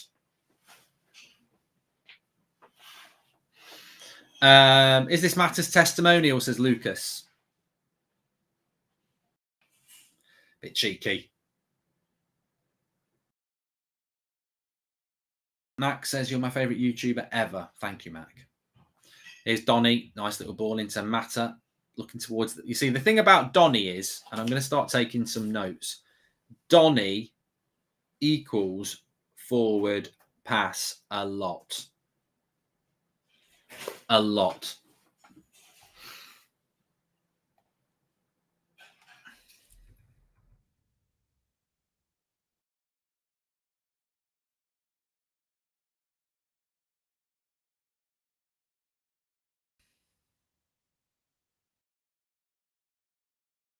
Ranick will like that. I mean, I don't profess to get into the head. A lovely ball by Matic there into Lingard. I don't profess to. Here's Luke Shaw on the overlap. Look at the back post, Luke. You should have crossed that first time. Got. It is a goal! It's Mason Greenwood! It's Luke Shaw! It's Mason Greenwood! It's the generational talent! It's the generation game. Mason Greenwood. I thought he put it into the side netting. I thought Luke Shaw should have waited to put the cross in. He didn't. He took his time. He picked out the cross. Wow. Luke Shaw. My boy. Luke Shaw. My boy. Mason Greenwood. Generational talent, but lovely play by Luke Shaw as well. People don't want Luke Shaw in the team. I've always been a big fan of Luke Shaw. And here he showed his quality. Look, he could have whipped it first time. He waits and then he picks his cross. And it's a lovely, lovely goal by Greenwood. But a brilliant, brilliant cross by Luke Shaw.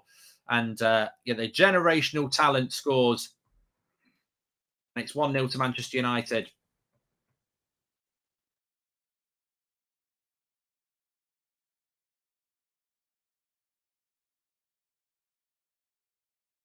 Give Luke Shaw a little bit of credit there. It was a lovely, lovely weighted cross, and he didn't rush it. He took his time. But it's Mason Greenwood who makes it 1-0 to Manchester United. The bounce is on. The bounce is on. Players responding. This is what you want. You know, Telles played very, very well against, I nearly said Denmark, Crystal Palace. Luke Shaw, 10 minutes, gets an assist. This doesn't look like Geoghegan pressing against Palace. We could clearly see people forcing the opposition side to side to force some mistakes, as Abhishek. Yeah, well, I think...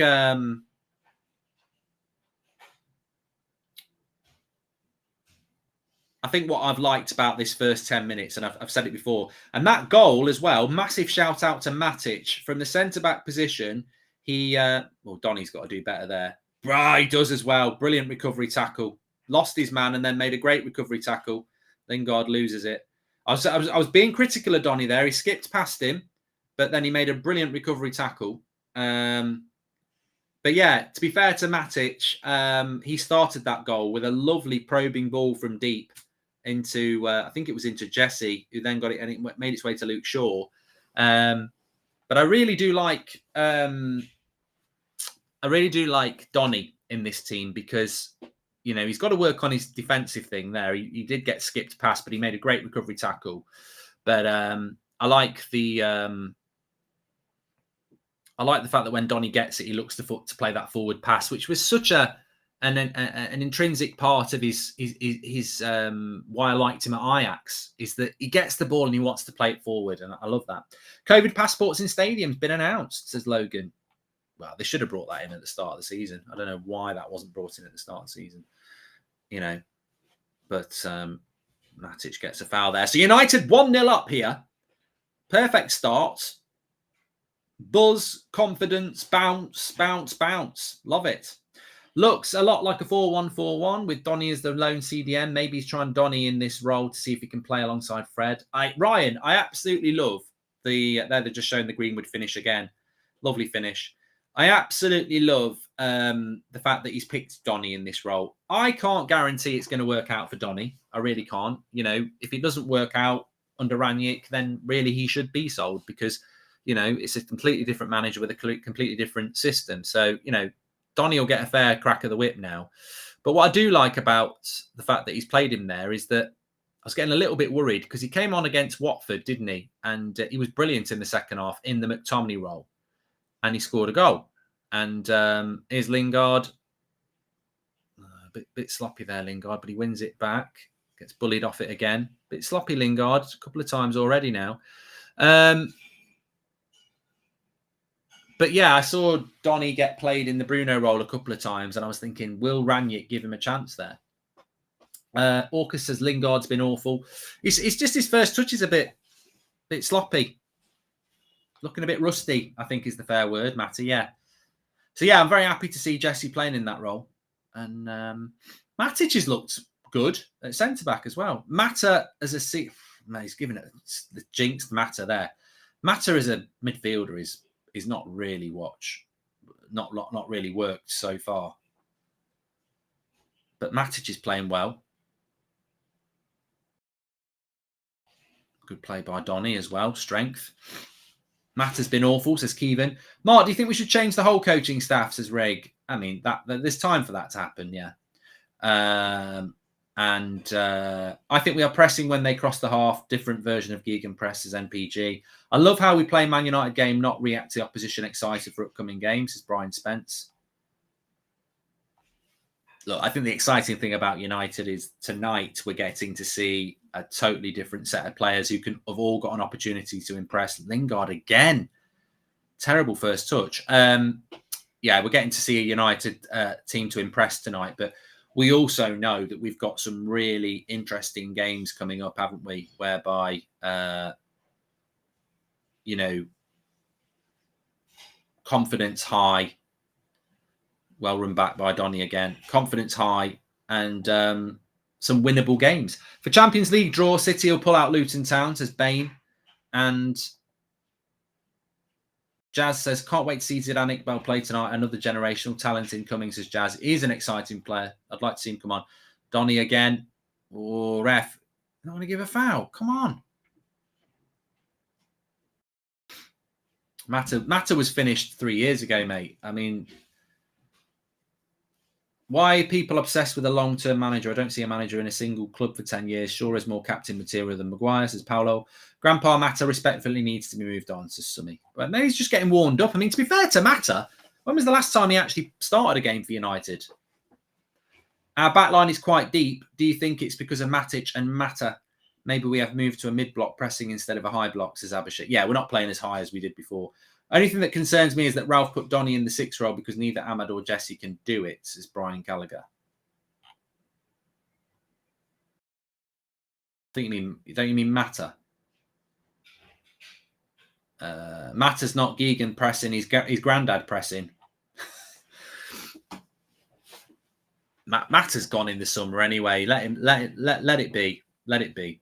We're playing better with our reserves under Ranić than we did with our first team with Ollie. Remember the first leg, Long Ball FC, says Twiz. I do. Yeah, it was crap. It was crap. Oh, good turn away from Luke Shaw there, but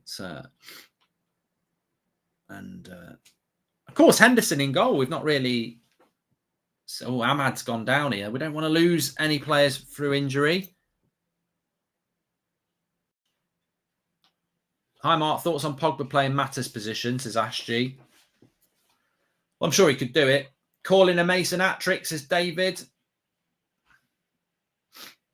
You know, when you're watching telly, you can smell something lovely being cooked in the next room.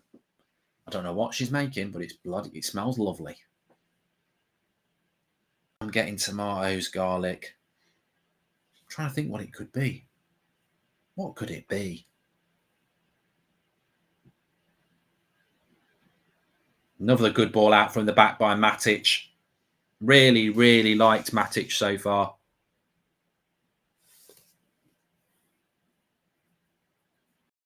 Atalanta's game has been postponed because of the snow. Let it snow, let it snow, let it snow. When a giant leak is good night.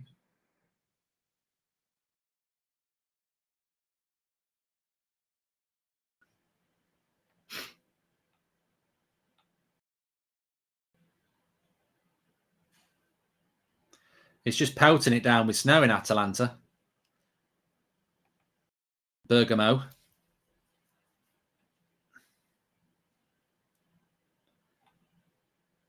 Ahmad's all right, which is good.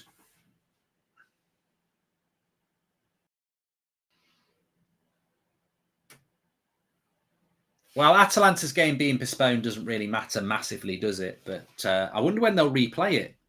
Thursday night, maybe?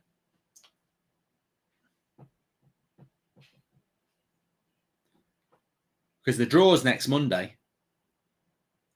Go on, Mark. Find out for us what your wife's cooking. I'll ask her. Don't worry. She'll be coming in a minute. Hassan. Oh, they're going to play it tomorrow. Yeah. Good idea. I mean, it's an interesting game for those two because it's who's going to go through the group.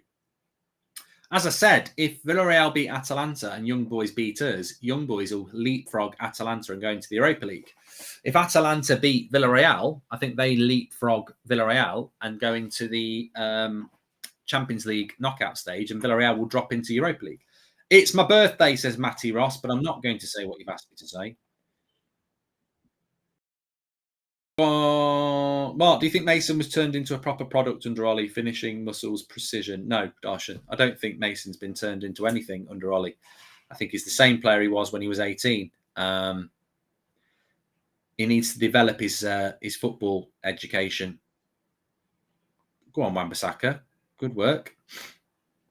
Passing's a bit poor from United, says Christian. Well, Christian, it's going to be. It's going to be, Christian, because these lads haven't really had a lot of football.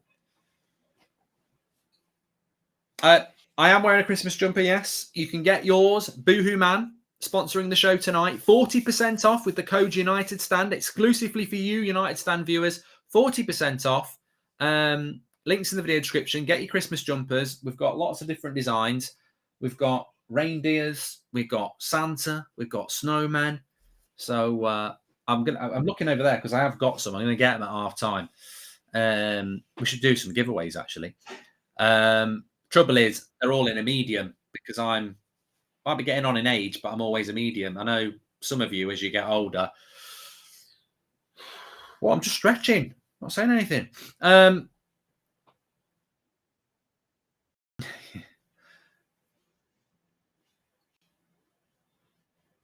Carl says, is that my granddad playing in the midfield next to Van der Beek? We've got a corner here.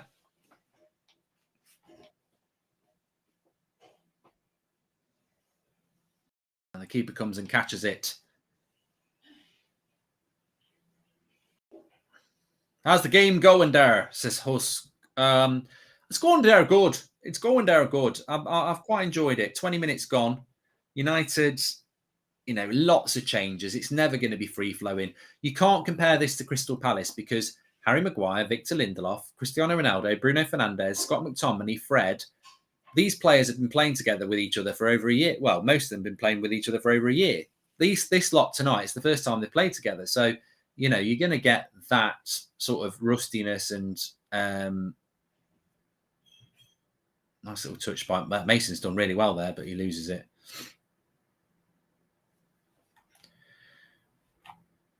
Please subscribe, by the way, bottom right-hand corner. If you haven't subscribed, get involved with the channel. The United Stand, you're very, very welcome. Hi, Mark. Will you be doing a watch-along for the Formula One title decider on Sunday? Yes, I will. 1 o'clock race start. Got to be done. Yes, I am.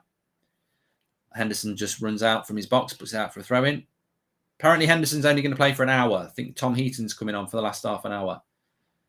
Liam Devon Redware there with that. Welcome to the Members Club, Tam. Thank you very much if you are a member of the club.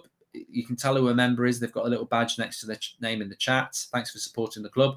Surely Varane and Cavani come back in the team for Norwich. No, they don't, Alan B. They're not fully training yet. Ranić said in the press conference yesterday they're training, but they're not in full training till next Monday. So they won't be rushed back for Norwich. There's no need. Here's Mata. Nice ball into Greenwood. Wide to Ahmad. Come on, Donny will have it. Look at that. He's always looking for a forward pass, Donny. That's what I like. Oh, Mata again. He's made it, though. Now Lingard into Luke Shaw. Into Alanga. Oh, ref. I thought that was a bit of a foul on Alanga.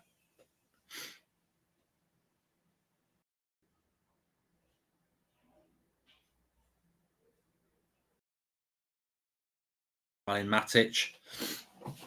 Keep it from USA, Mark. Been here since 30k. Keep it up from the USA, says Ethan. Thank you very much for the super chat, Ethan.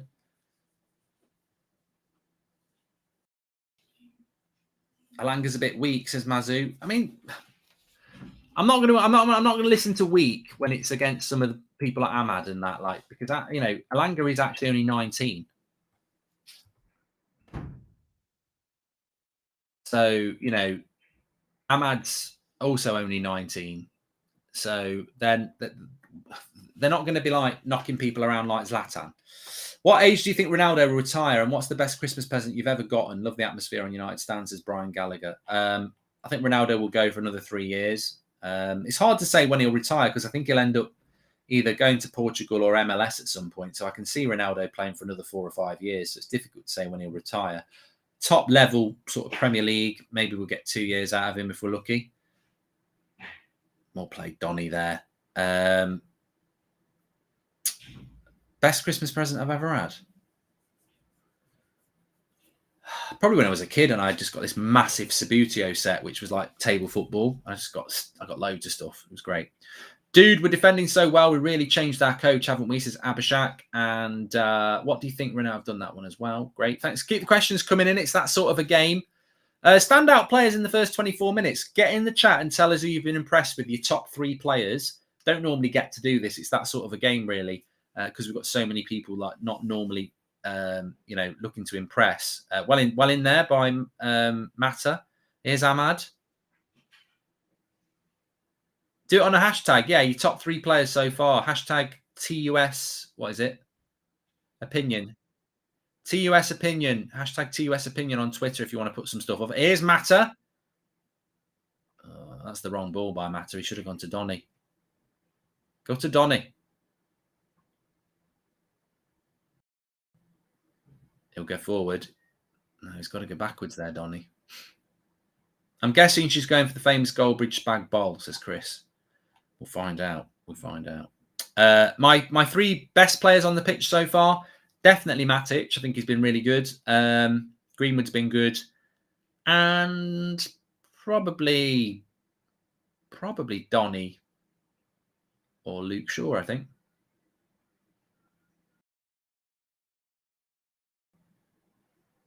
What a ball by Mata. Oh, Lingard's took it down. Lay it off to Luke Shaw. Oh, ref! You bloody blocker. Lovely ball by Mata, and Lingard was a free kick to Man United.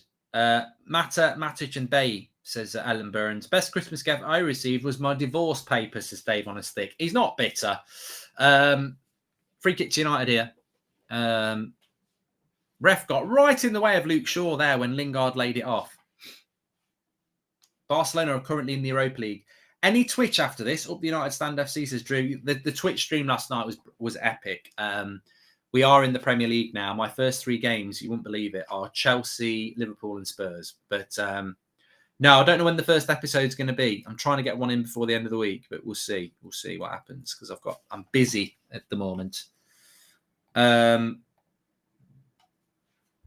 Mata's behind the free kick. It's not a shooting chance. He'll whip this in. We might shoot, actually. I'd have it. Go on, Juan. Have a shot, Juan.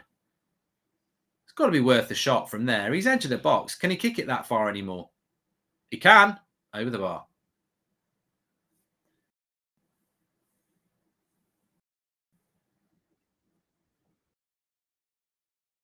So, Transfer Talk says top 3, Matic, Donny and Greenwood. Can't disagree with that. I think Matic has been very good.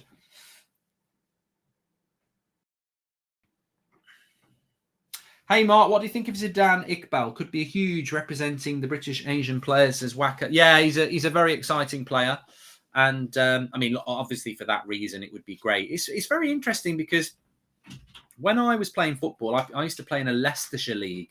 I'm from Nottingham, but where I grew up was ridiculously close to the Leicestershire border, like probably 3 miles away. So we used to play in a Leicestershire league. And there was a team, I can't remember what they were called, but it was basically full of Sikhs. It was an Indian community team. And they were bloody brilliant. They'd always give us a good game. But so, you know, when you play against people who are from that ethnicity, or I don't think that's the right word, but that background, it's always through my life because I played Pakistani and Indian players when I was younger because there was a large community. Good shot. Henderson grabs hold of it. It's one of them things that's always stuck me. Why are they not represented, or why are they massively underrepresented in the football? Because like even on a 5-a-side pitch, like when I've gone to work, you'll get a couple of lads who are like, they're British, but they're probably like Pakistani grandparents or Indian, and there's just they're just not represented in the English game at all. And I don't know whether it's a cultural thing, whether they, it's looked down upon being a footballer, or I don't know what it is, but it would be great if we could start to get underrepresented people into football. Luke Shaw had Ronaldo for lunch. says James. Don't know what that means. And best Christmas gift I received was the ability to hold striker again. Getting old, says Des. And Bissaka needs to learn from his mistakes. These slide tackles cost us a lot last time, says John.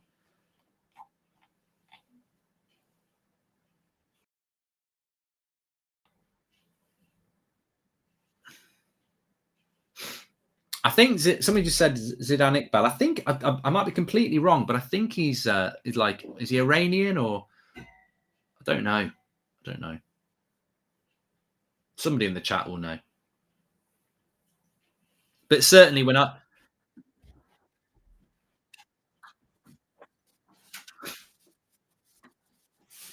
Well, Donny's not happy here, trying to get a free kick against him. He's saying he got the ball. Player rolling around. Happy birthday to my brother Sammy. He lives your channel and he is in the hospital after a car wreck. Love, Kareem. All the best to Sammy. Sorry to hear that. Iraqi. Yeah, I thought it was, what did I say? Iranian. Yeah, well, I was close. I don't think they get on, but it wasn't far away. Oh, so people are saying he's not Iraqi, he's Algerian. Oh, I'm going to find out now.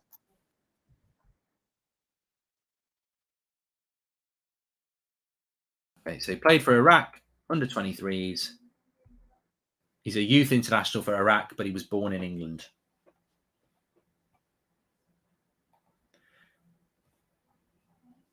Watching the United Stand videos and your Twitch streams have helped me through a lot lately. Thank you, says Tyrone. Big up, Tyrone. They've given a free kicker against Donny here anyway.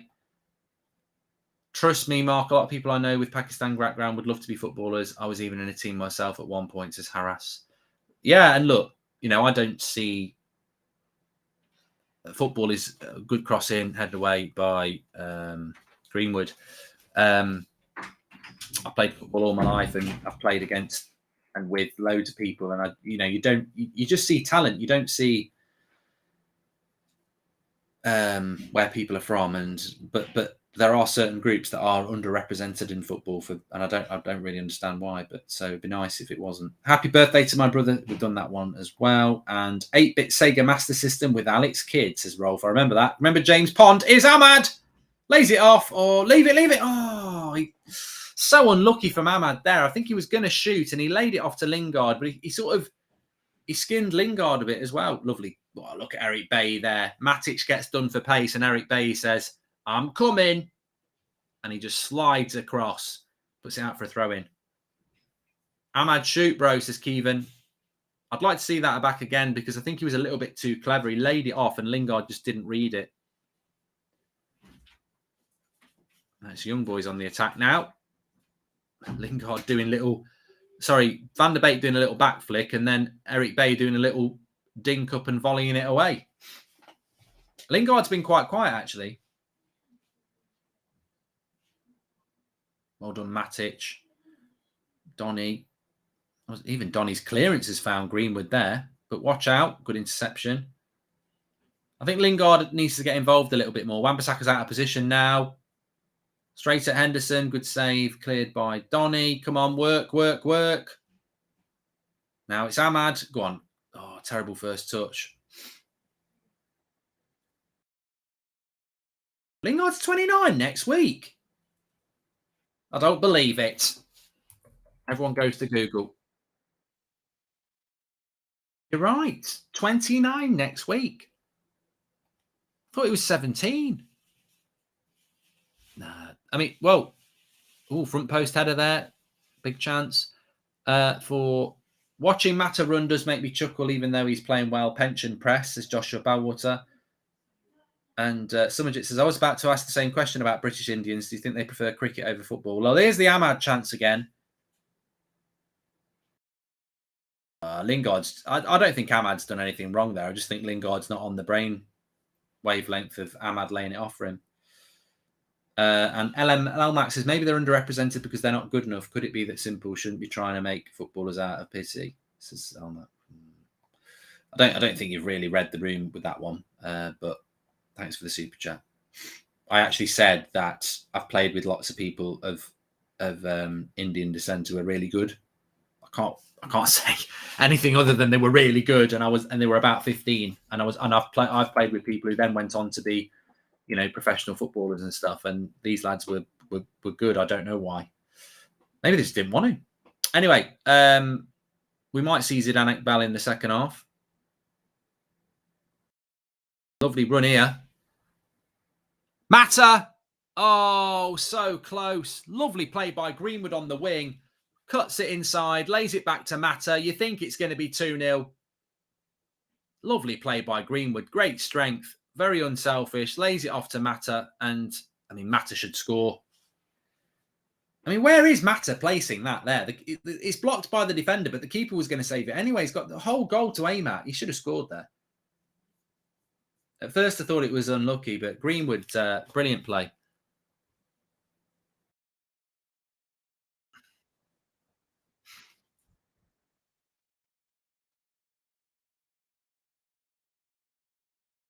Yeah.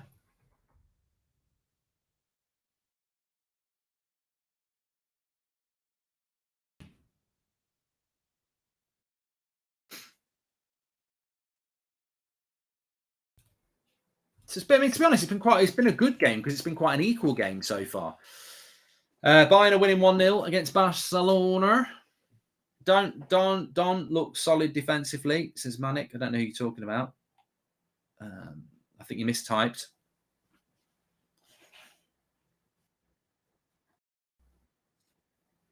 So Barcelona, I don't know what that league looks like. I mean, I could have a look, but Barcelona looking like they could be heading to the Europa League. Benfica beating Dinamo Kiev puts them on 8 points. So if Barcelona to lose, which they are losing, they would go 3rd place. So Barcelona heading to the Europa at the moment. Amadale, cool. The warm, humid weather in India makes stamina-heavy games like football kind of hard. We just play cricket, says Abhishek. Yeah, I was talking more about the British Indian community, really, Abhishek. I don't know about. You probably raise a good point in relation to actual India, Pakistan, but obviously we've got a large Asian community in the UK. I'm so glad Donny stayed professional throughout. Ollie's time says a lot about his personality and hopefully gets what he deserves with Ralph, says Nick. And do you miss when Serie A clubs were on top of the footballing world? Not really, Oivdal, because the Premier League's on top of the world now. Mark, had a vasectomy today. This watch along is getting me through the pain. Thanks, mate, says Elias. That's made my eyes water a little bit thinking about it.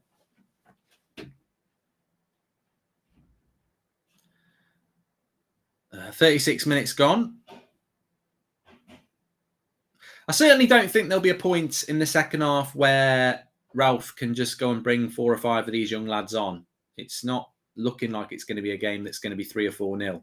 I certainly think it's been quite an equal game. And I think we predicted that it would be massively disrespectful to young boys to suggest that our reserve team is going to come and smash a side that's not really been snatched. Oh, good stay by Dean Henderson. It was a long one, but straight at him, really, wasn't it? Standard.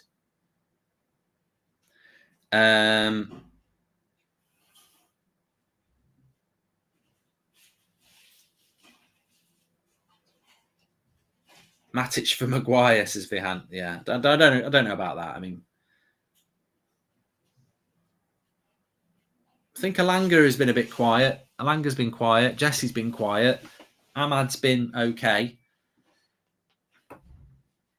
God, there's Charlie Savage, and they're very young lads. These. I think Charlie Savage is 18, is he? He's in the same team as he's 18 in May, so he's only just 18. Zidane Iqbal is again same age as Charlie, just 18. Well, 18 and a half. This game is actually young voices versus young boys, if you know what I mean, says Vabath. Thanks everyone for tuning in anyway. Please subscribe. We've got nearly 35,000 watching tonight. And got into Donny. Plays that forward pass, always wanting to play the forward pass. Greenwood wants that starting spot, says Nohin. Sebastian says, Jesse's not a first team United player. Well, I don't disagree with you, mate. If he wants to stay at United and be a bench player, that's up to him. But I think he wants to play first team football, which is why I wouldn't be signing the contract now. Lovely play between Jesse and Donny there, though. But no, I can't see Donny dislodging Bruno or Sancho, so I certainly can't see Lingard doing it. I think the only places that are available in this team at the moment are McTominay and Fred. They're the only two that I think we need to strengthen in. And I'm not saying they'll get dropped, but I certainly think we're a little bit short in that area. Lovely ball by Ahmad into Luke Shaw. And he's done well. Lay it back. Oh, could have been a chance for Alanga, that. British Indian community is fairly represented in English crickets, don't you think? It's probably preference towards cricket, says Somerset.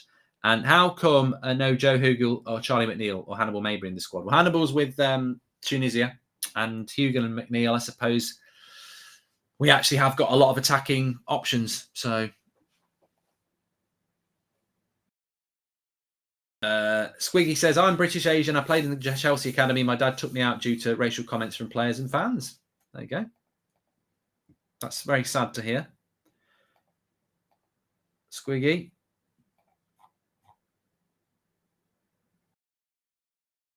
Shot off the edge of the box. Corner. Donny closed it down, though. Matic is doing a good job. A great job, says Maraham's centre-back. Oh, it's a bit of a handball there. That's what Luke Shaw's talking about. A bit harsh, but normally in the Champions League, they get given. Great to see a completely different squad, but the same system. Love it, says Ed B. 5 minutes to go till half time. I mean, look, I don't know what people expect. We're 1-0 up. Young boys are a competitive side. They've not been smacked. I mean, they drew 3-3 with Atalanta. They've got half their team injured at the moment, but they have got half their first team playing. And this is a completely new United side with a mixture of youth and sort of reserves. And they're winning 1-0. So I think it's been good. Been good. Northampton Uni 2022. Here I come, says Darshan. Well done.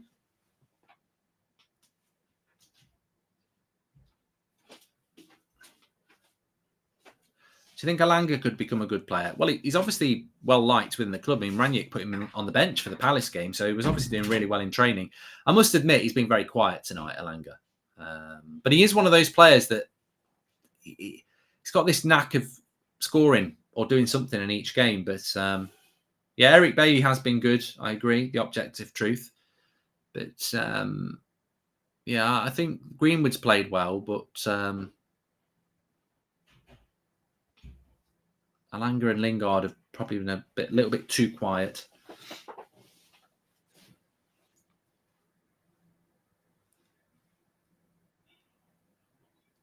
Should have been a penalty, says Tavan. Oh, they are. Look how high their goalkeeper is there.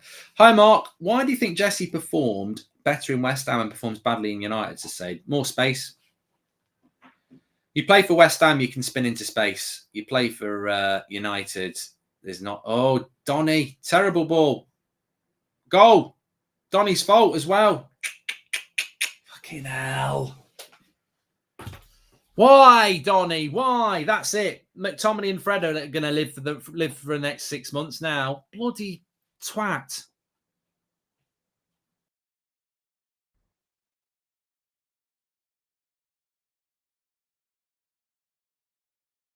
It is Donny's fault. You can't lie. I don't know whether Henderson should do a little bit better here. I mean, he's not. No, maybe I'm probably judging it in slow mo. Let's have a look. No, he can't get anywhere near it. No, it's Donny's fault. So 1-1 right on half time. Disappointing that, because I think he's had a decent first half. He's just trying to pass his way out, and Yeah, what can you do? What can you do?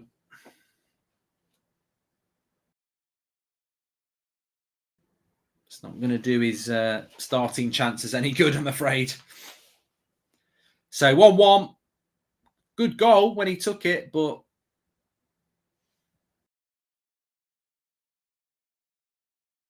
the thing I do like about Donny, though, is if you watch him, he's always pointing and shouting about where the ball needs to go. He doesn't hide. He does want the ball. After the initial excitement, I think the game has settled a bit. Not the exciting football we were hoping for, especially not Rangnick ball, says Abhishek. Yeah, but I think Rangnick ball was probably a little bit unachievable with this set of players who aren't used to playing with each other. De Gea would have saved that. Some people were saying Wan-Bissaka didn't help. Childish by Donny trusting Wan-Bissaka in the first place, says Druv. That's not Donny's fault. Wan-Bissaka is not awake, not Donny's fault. He's on it, and Wan is asleep. He has had a great game so far, unlike Wan, says Sam. I'll have to have a look at it again. But as I said, I think the way Matic and Donny have played from deep, and we have had to defend quite a lot in this game, is that they're always this is what I like this from Donny. He's always pulling to receive the ball.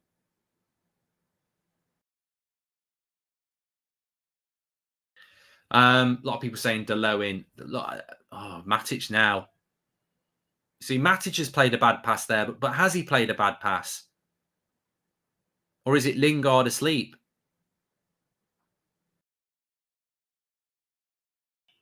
You know, I'm a bit sloppy here. I hate that because week in, week out, both Fred and Scott make mistakes, but nobody notices. It's unfair to Donny because he's had a good half. But it's like Matic has had a good half and they nearly score here. And I think it's because Jesse's asleep for the ball into feet. And people would have said that's Matic's fault, but I actually think it's a good ball by Matic, but Jesse's asleep and it could have ended up with a goal. It's a good game. It is a good game, though. We've got nothing on the bench to turn this around. It's not like under Ollie, right, Bruno, come on, second half. That's not going to happen. So half time, and he's blown up for half time. It is 1-1. Probably about right.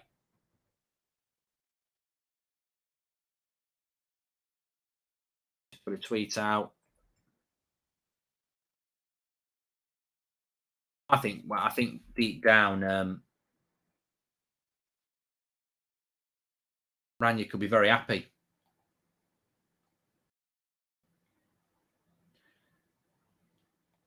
Mike Phelan and Ranić walking past each other there. There just didn't seem to be any relationship at all. I mean, you do wonder what Mike Phelan actually does. There's just no eye contact and no conversation. Anyway, it is 1-1 at half time. Are we all watching the same match? Everyone is praising the game, but what I'm seeing is sloppy passes, missed easy chances, unforced errors, and no pressing, says John P. I know we're playing the youth and players are getting used to the style, but got to start getting those chances in the back of the net, says Reverse Clouds. Ollie be like, this is why, says Carrymore. And thank you everyone who's getting their chats in. I mean, look, first thing I'm going to say straight away is that Manchester United are there's no first team player playing. It's 11 people who've never really played together before, so you're going to expect some rustiness. There's certain players who barely played this season. There's certain players playing in positions that they don't play, i.e. Juan Mata as a midfielder, and there beginneth the problem for me. I think Greenwood's played well when we've got him on the ball. I thought Luke Shaw's played well when he's got forward. I think Matic and Bay have played well. And I think Donny, although he's at fault for the goal, has always wanted the ball. He's always shown for the ball and he's always passing forward. You've then got Wan-Bissaka, who's having a bit of a divisive game. Lingard and Mata, who are very, very invisible. And Alanga and Ahmad, who just can't get into the game either. So I think half our team's been decent and half our team's been invisible. And that's the problem. And the reality is young boys should not be disrespected. They are a regular Champions League side. They regularly don't get smashed by anybody. They've got half of the team that beat us playing. And they probably deserve to be drawing, even potentially winning this game. So it's a good test for our players. And, you know, let's call a spade a spade. These are not going to be playing against Norwich. Probably none of them will play against Norwich, in fairness. But some of them shouldn't be anywhere near the bench for that game. I think Lingard's been very, very poor for a game where why would you be poor if you want to get part of this, you know, revolution? Alanga and Ahmad I'll let off because, you know, there are a couple of 18-year-olds who are playing first-team football for United and haven't done much of that. Mata, look, I'll let him off because he's going anyway. And he's just, why is he playing as a centre midfielder? He's never going to do that, is he? But, you know, certain players I think have done well. As I said, Greenwood, Matic, Bailly. I think Donny has played well. I'd have to see the goal we concede again, but that just comes from Donny trying to play a forward pass and get the game moving rather than just kicking it out. John says, there's your verdict for Jesse. When you get a chance, if you don't take it, move on. And have we actually played the Rangnick way, though, says Brian Gallagher. I mean, look, the Rangnick way, I think it was easier to implement with the first team because the first team are used to playing together. That team is not used to playing with each other. So, and also there's a skill gap. I think that young boys team is probably better than our first, 11 against 11, young boys are probably better than us.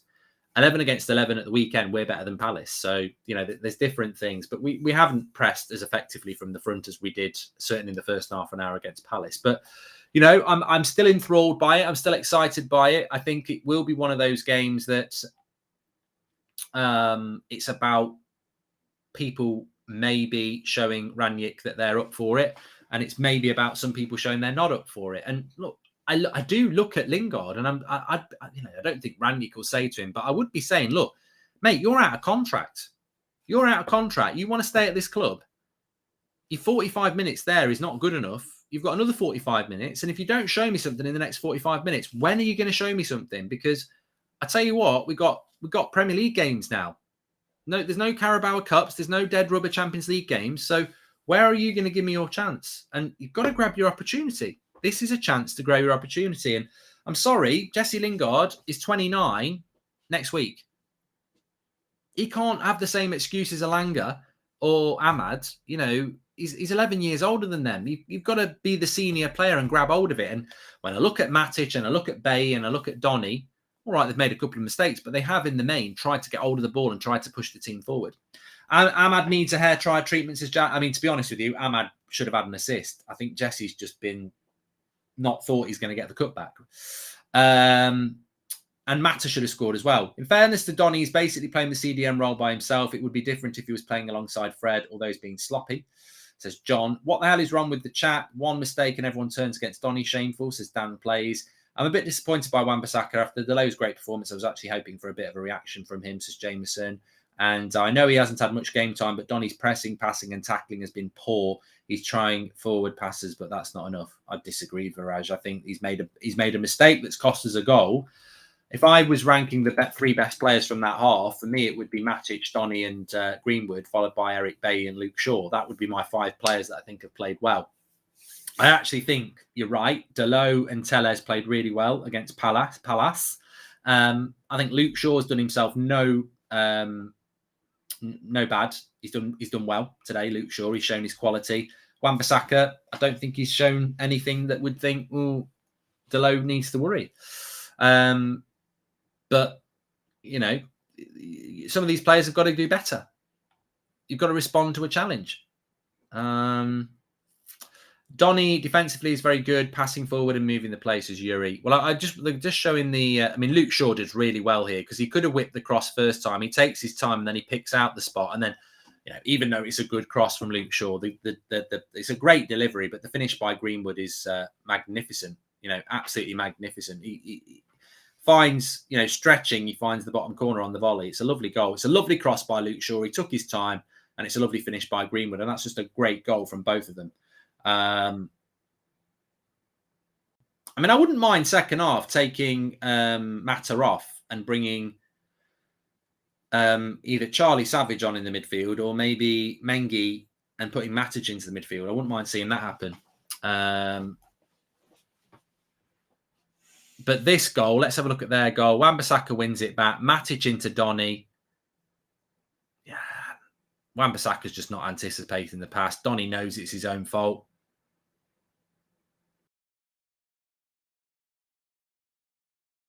Mark, for a few minutes ago, you asked why many Indians are not getting involved in football. Well, the reason is our decisions are guided by the older generation and they don't see a profession in sports. We have the talent, we just don't have the support. Interesting from Ridwath, and thank you very much for that. Do we have any centre midfielders on the bench, says Joseph? Well, there's a few that are like, you know, we've got loads, haven't we? Attacking midfielders. But Charlie Savage is probably the one that's, you know, more midfield sort of thing. It's our sloppy passes that have cost us, says Stephen. What chances has young boys had? It wasn't for us misplacing passes. And Ahmad needs some hairdryer treatment, says Jazz. And please subscribe, by the way, bottom right-hand corner. I don't know what we're on. I think we're on 235. I'll have a quick look there. And remember, in the second half, you will be able to do your player ratings, which we'll go through on the match reaction. So you will be able to do that. So that'll be very, very interesting to see what your players are. Spider-Man has been poor. What's that all about, sir? You'll scare people. They'll think you've seen the new Spider-Man film, which I saw the trailer for today. I saw no Tobey Maguire, but I know he's in it. I think second half, I'm looking forward to it. Let's get on the front foot. Lingard doesn't seem with it, Mark. Can you see it, says Matty? And I think Mason's pressing has been superb, says Law X. I'd be a little bit worried about Jesse, you know. I expected a little bit more. A lot of you said, oh, Jesse's going to be perfect for Ranić. And maybe he will end up being perfect for Ranić. But he certainly doesn't seem to me to be somebody that's massively playing with enthusiasm, excitement, and drive. So I am a little bit surprised by that, because I would have actually thought that, you know, playing in that position that he wants to play as a 10, he might be more, you know, up for it. But no, he's not and hasn't been. So let's see what he can do in the second half. Paolo says, Aaron Wan-Bissaka didn't even try to get the ball back. That's on him. Lazy. McTominay, Fred, Maguire have way more mistakes. We have got lost games because of them, says Paolo. And do you think Donny is doing enough to push out either McFred out of the team? It seems to me that Donny has to do more. Don't know what, though, says Abhishek. And Ranić will have a word about the sideways backward passing at half-time. Lingard off for show Retire, says Yuri. And I think Matt has been sloppy, but most of these players have had very little game time, says Vicky. I agree with that. Look, you know, honest answer is, has anybody done on anything in that team to force their way into the team above the first team from Crystal Palace? And the reality is no. And, you know, you can say that, I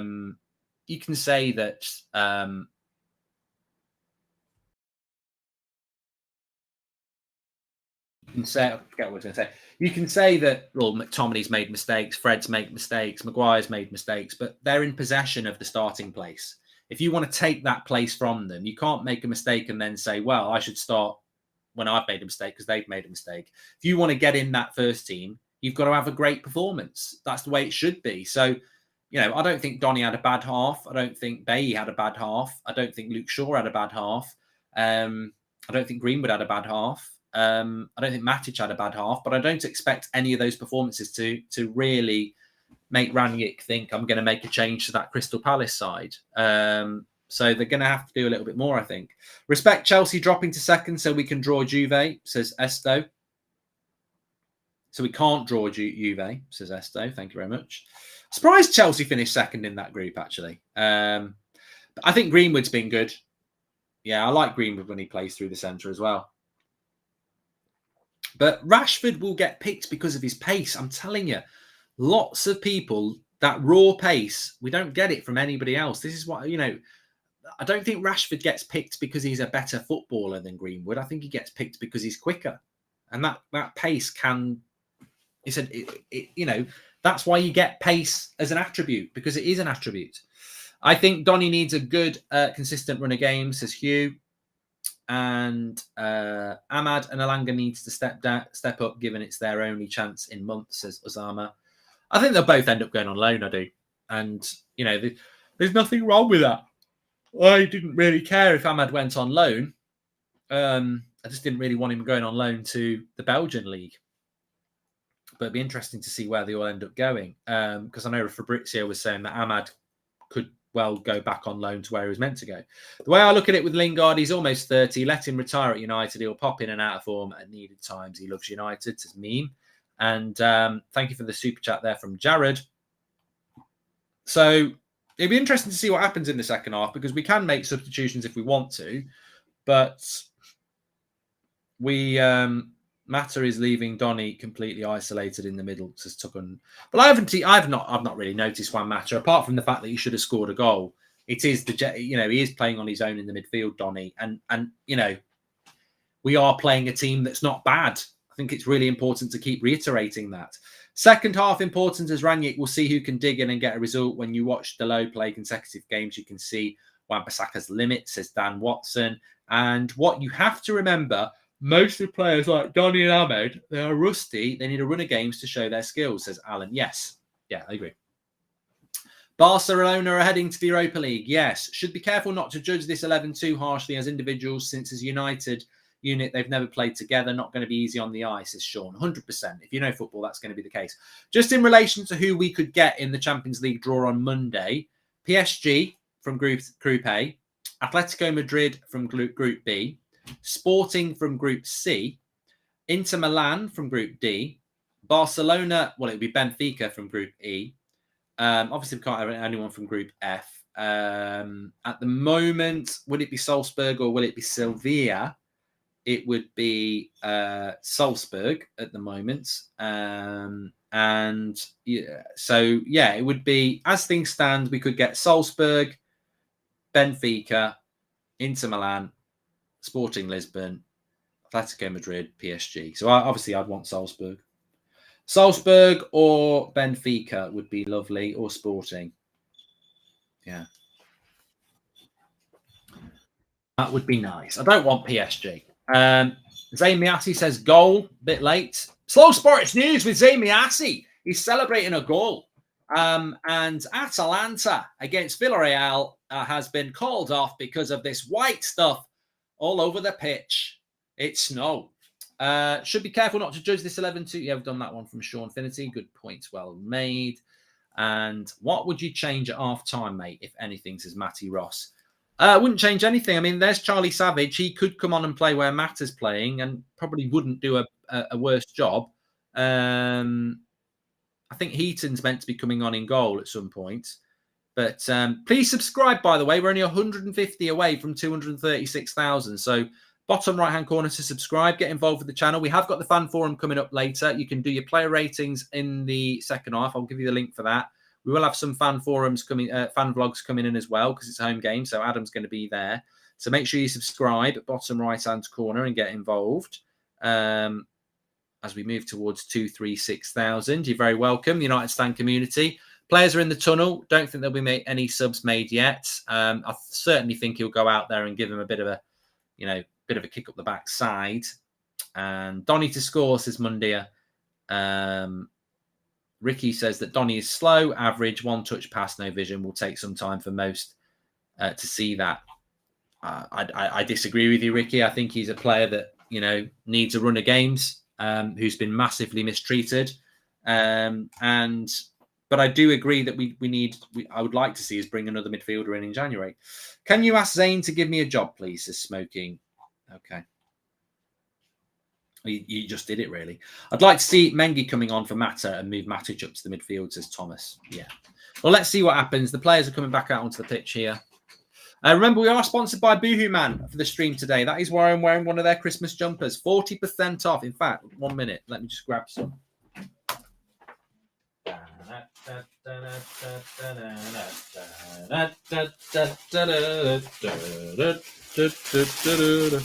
So, what's that one? That's another Santa in a chimney in the grey. We've got another Santa on here. And what's this one? It's a Rudolph. 2 Rudolphs saying, in it, bruv. I've turned it around the wrong way. Oh, there they are. In it, bruv. Links in the video description. You can get 40% off by exclusively for United Stand viewers using the code United Stand. Get your Christmas jumpers through Boohoo Man. Loving this one. I'll be popular in the pub. And you can be too. So links in the video description. 40% off with the code United Stand at Boohoo Man. Get yourself some nice clobber for Christmas. Or, you know what? It's always difficult buying presents for mates and parents and stuff like that. Get them a Christmas jumper for Christmas Day. They can wear it. Here's Ahmad. Oh, good. That was better. Bain, Varane. Oh, Lindelof and Varane, says Barry. Bain, Varane or Lindelof and Varane? 46 and 6, 7, 8, 9, 10. Bain, Varane or Lindelof and Varane, says Barry. Bain, Varane or Lindelof and Varane. I think they can both work, to be honest, mate. I can't. That's why I'm struggling with it. Nice ball into Alanga. He's offside.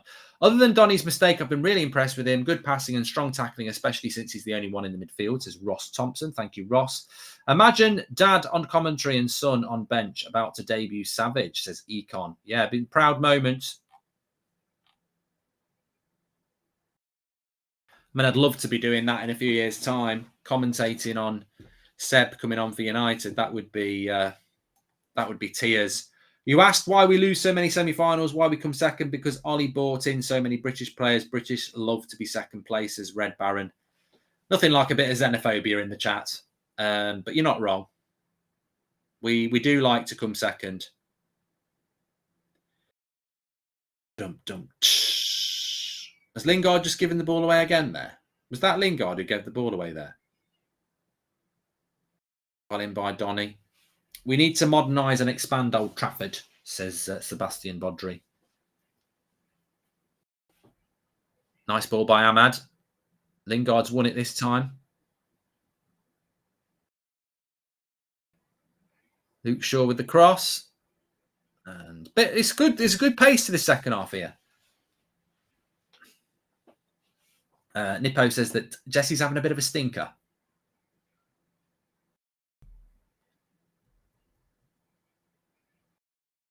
Ahmad needs to bulk up.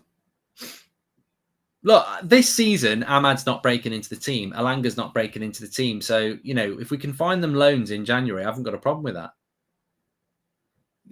In a year's time, they're 19 as well. They're both 18. I've got no... Are they both 19? I could forget. I think they're both 19. So in a year's time, they're both 20. It's like, get them a loan.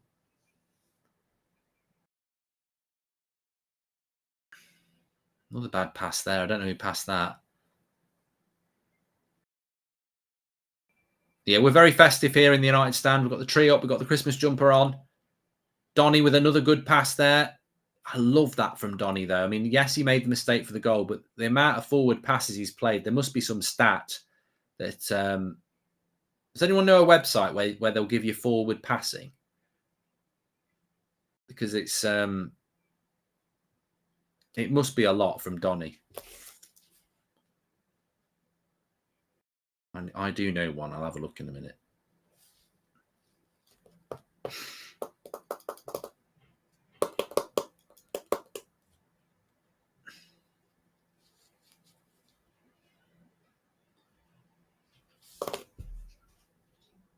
It's young boys on the attack here. Lingard's weak there. What's Lingard doing there? He's like a little boy. Like runs one side of him and then tries to run the other side of him. Give him some. Lingard just looks like it's beneath him to be in this team, says David. There's something not right with Lingard tonight. He'll probably score in a minute, but he's had a really bad game so far.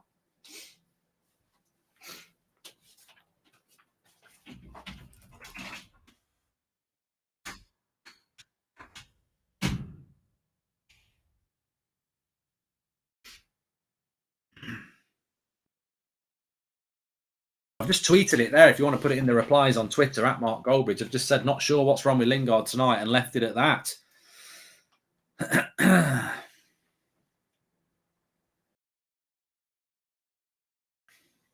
mean, Donny's looking to do the press here. Look.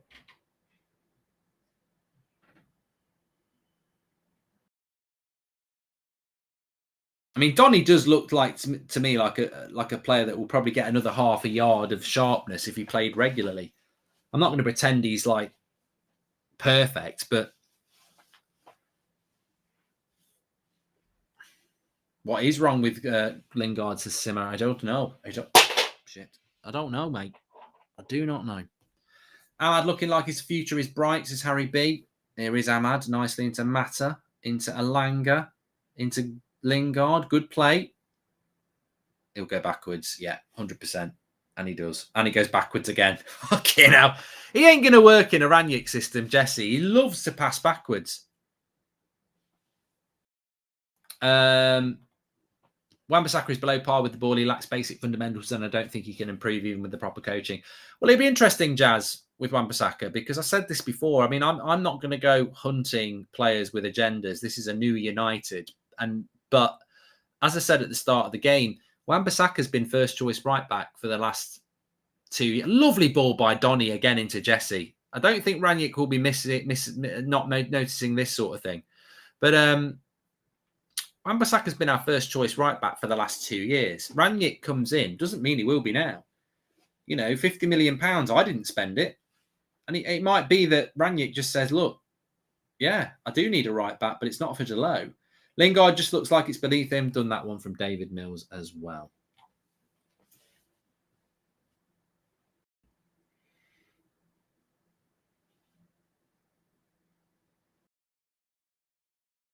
That's gone back to Henderson. It'll be interesting to see if this Heaton substitution does actually happen after 60 minutes.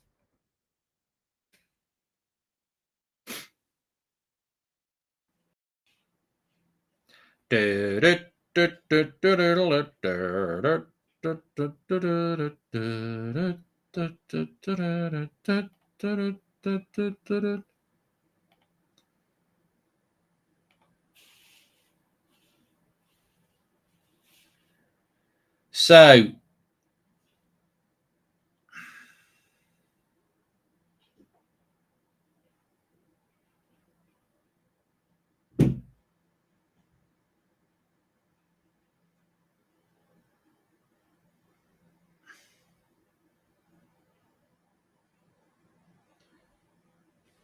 I'll come back and have a look at that in a minute.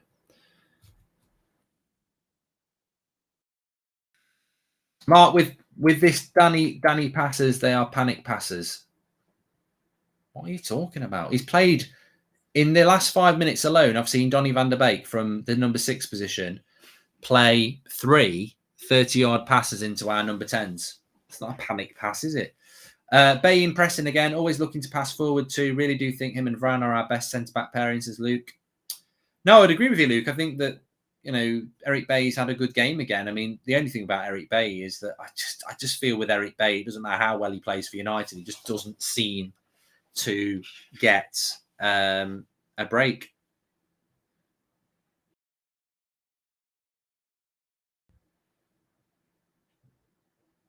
I agree with you, Thomas. I'd take Lingard and Mata off at the moment. I mean, I wouldn't take him off yet. I'd give him another 10 minutes, but they'd be the two. Roll it, Dean, roll it. Oh, there's nothing there for him. You can't kick long with this team. Roll it. We ain't winning this. That's just a waste of a ball, that was. I don't know why he kicked it. Young boys end up in possession.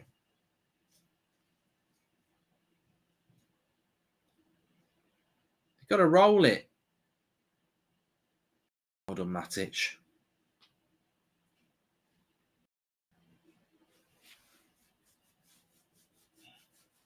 I think Jesse tries too hard in a United shirt, always trying their spectacular in the opposition half and looks uneasy and pressured in ours, says Obi. The thing about Jesse Lingard, and I've said this many times, when he was doing well at West Ham last year, I was like, he needs to go to West Ham, because I've noticed it about Jesse for a long time, and I'm sure most of you will know this. In a footballing side, he's no good because he's not a good footballer with the ball. He likes to play it and run.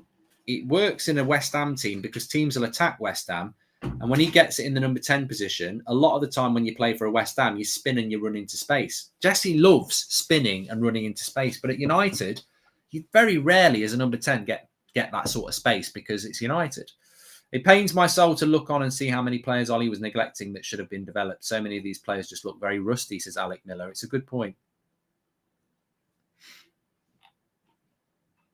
Oh, good cross, and Dean Henderson quick off his line. Rolls it out that time.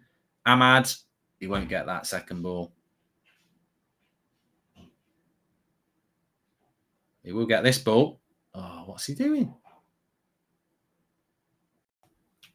Be interesting to see what we do with the subs, though.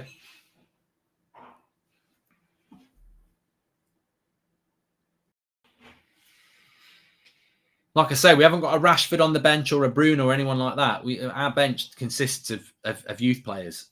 Time to stop saying Fred and McTominay as if they were at the same level. If it was Pogba and McTominay, people would say Pogba needs a better player alongside him, says Sean O'Sullivan.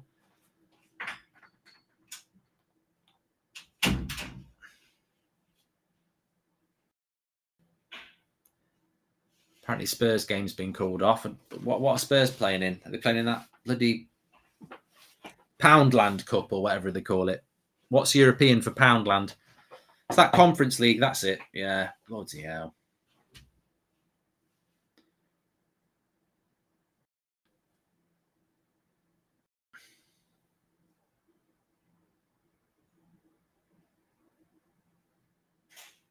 Well, Chris makes a good point. Chris, one of our members, I can see you've got the members badge next to your name. He says half these players shouldn't be at the club. That's not true, mate. That's true. Which means it's true. You know, we have got a very, very, very heavy squad. And unfortunately, it's not like a Chelsea squad or a Man City squad. It's got a lot of shit in it.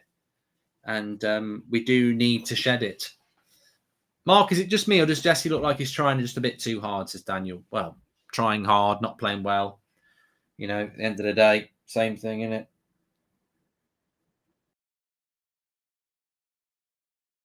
To do with what? Oh, yeah. Donny is playing 6 with Mata and Lingard as the 8s. When will Donny get a fair team around him, says Cove.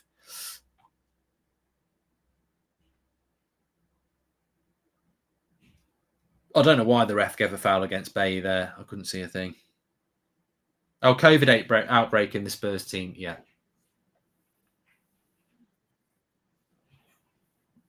Right, here's Ahmad. Into Jesse. Oh, yes. Oh. Alanga didn't take his chance. Here's Ahmad.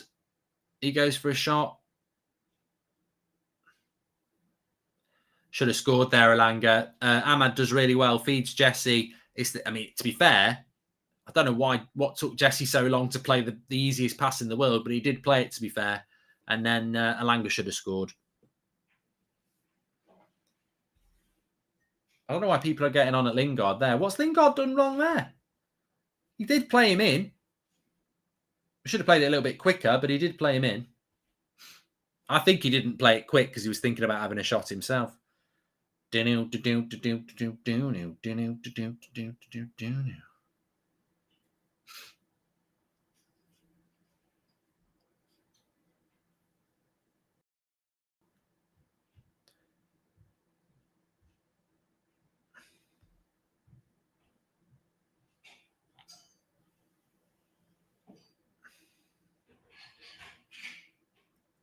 13 players at the Spurs have got coronavirus, says Noah.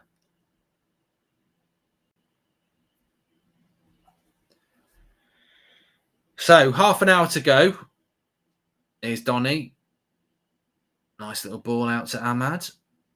Needs a bit of support. Oh, I should have gone for Donny there. He'd made the run. Greenwood was open. I didn't see that. Apparently Greenwood was open for Jesse. Well done, Luke. Matic, what are you doing? Matic, what are you doing, Matic? There could be a goal here. Shoots wide. Get Savage on, says Daniel Lomax. Well, any substitution United make outfield is going to be really interesting because they're all young. They're all youngsters.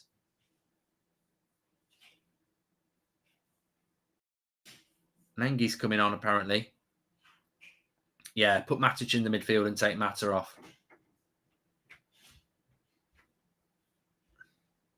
Yeah, Langer's shot was shit. It wasn't even like it. The keeper's made a good save. Oh no, Luke Shaw's coming off.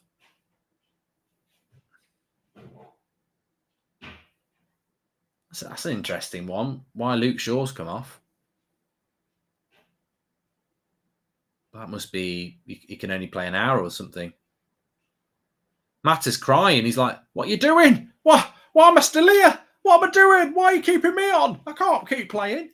I think it's unfair on the players. They haven't played a minute under Solskjaer, says Sebastian. So 3 subs for Young Boys now.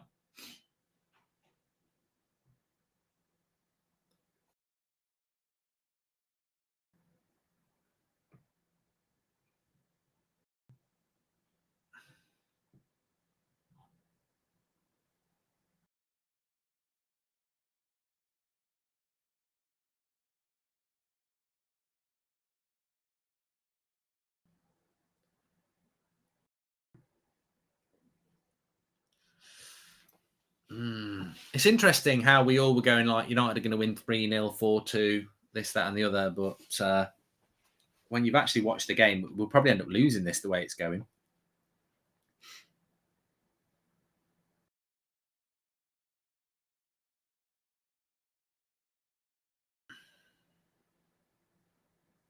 Well, lots of people saying, how's Mata still on? How's Lingard on? How's Matic still on? If you look at the bench, that's probably why. You're chucking on 18-year-olds who've never, who are going to be making their debuts. Is Shaw gone off to start for the weekend? Says Daniel Hodgson. I doubt it. I don't think Luke Shaw should be starting against Norwich. I really don't. I think you've got to be sending the wrong message. Tellez played well against Palace. I don't think Shaw will be starting against Norwich. And well, this Tom Heaton change of the goalkeeper thing is obviously not going to happen, is it? Because we've had 62 minutes. Apparently Shaw had concussion, so it's the rules for an hour. He can only play an hour. Okay.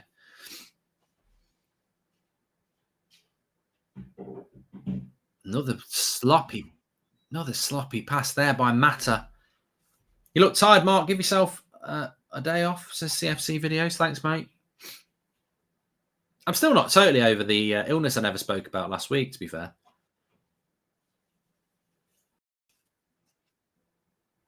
Some of you might not have noticed, but I think it was the Thursday night game against Arsenal, and then for a couple of days after, I just wasn't that great.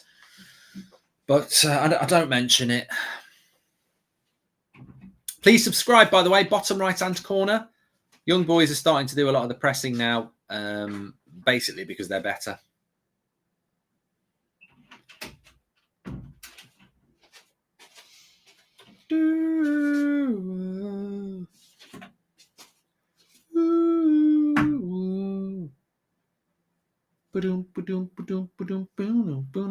Corner to Young Boys. Half an hour to go here. I think United will do well to get a draw out of this at the moment. Sherry T-Ray's warming up. Darren Fletcher's having a word. I don't know whether he's taking his kit off. We're just having a word with him. Oh, back post chance for Young Boys, and he booms it over the bar.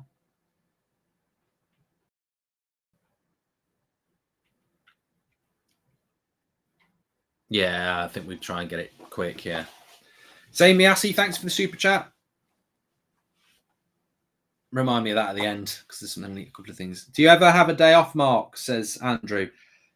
Look, I don't need a day off because I don't ever go to work. This ain't work, talking about football.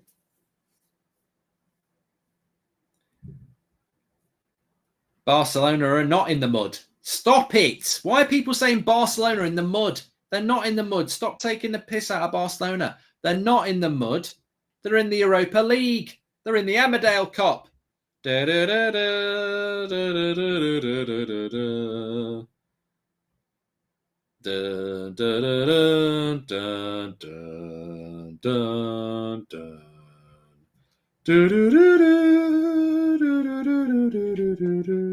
And people said to me, oh, Young Boy should have scored there. People said to me from last year, I had Barcelona and Real Madrid fans absolutely going in on me because I said that the Premier League is way better than La Liga. Well, eat some toast, burnt toast, because at the end of the day, you've put your bread in the toaster and you've left it in for too long. You are done. La Liga is done. And I called it a year ago, and you thought you were going to bounce back. You've not even hit the bottom yet.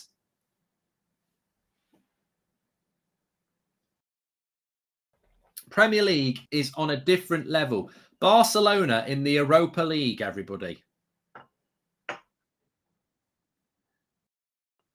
Apparently they're 7th in La Liga as well. Who do you think is going to win the F1 title? Well, I will be doing a watch-along on That's Football at 1 o'clock. Oh, they are changing the goalkeeper. Tom Heaton's coming on and Show Retire is coming on. He'll probably come on for well, no, I don't think he will. He'll probably come on for Mata, won't he? I think he'll keep Lingard on because he's a senior player. He should be took off. Mengi, the United Stand FC legend. Yes, Alex, I forgot about that. Part of the promotion team. If you know, you know. Hi, Mark. Hope you're well. Should make mince pies, says Anthony Wright. And Aaron White, that's a good idea. I'm meant to be making a Christmas dinner, but that's going to take me bloody ages. Aaron Wan-Bissaka isn't good enough. Don't care how good he tackles, says Jono. Mark, you've not mentioned your illness 100 times now, says Tyler. Is Darren Fletcher a kit man, or what is his role at the club? Technical director, says Sebastian. And thanks for the super chats. Dean Henderson comes off.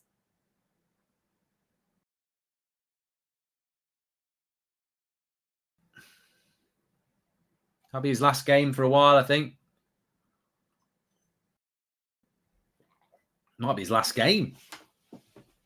So Tom Heaton comes on. I think it's his first few minutes in a proper game. Not a bad goalkeeper as a backup, Tom Heaton. Show Retire comes on for Ahmad. Wouldn't have took Ahmad off.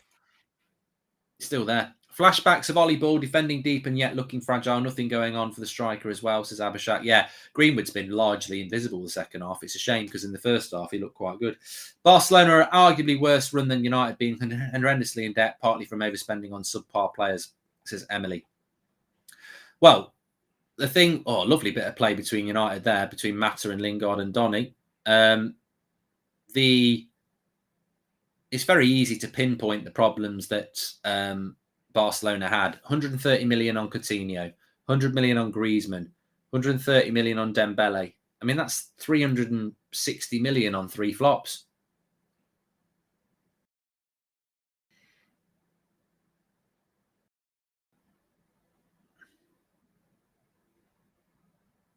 I can't believe Juan Mata has played 70 minutes as a midfielder.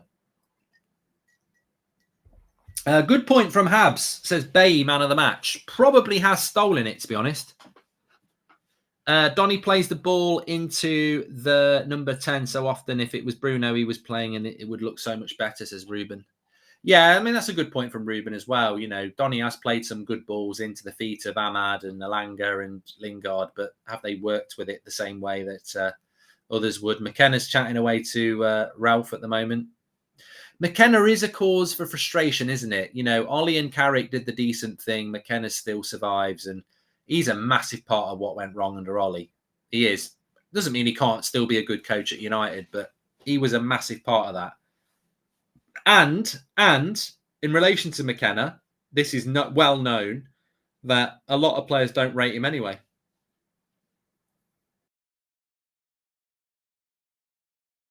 You can take that to the bank because it's from players. Some certain players don't think McKenna's a very good coach. So Rangnick's going to have to turn him into one.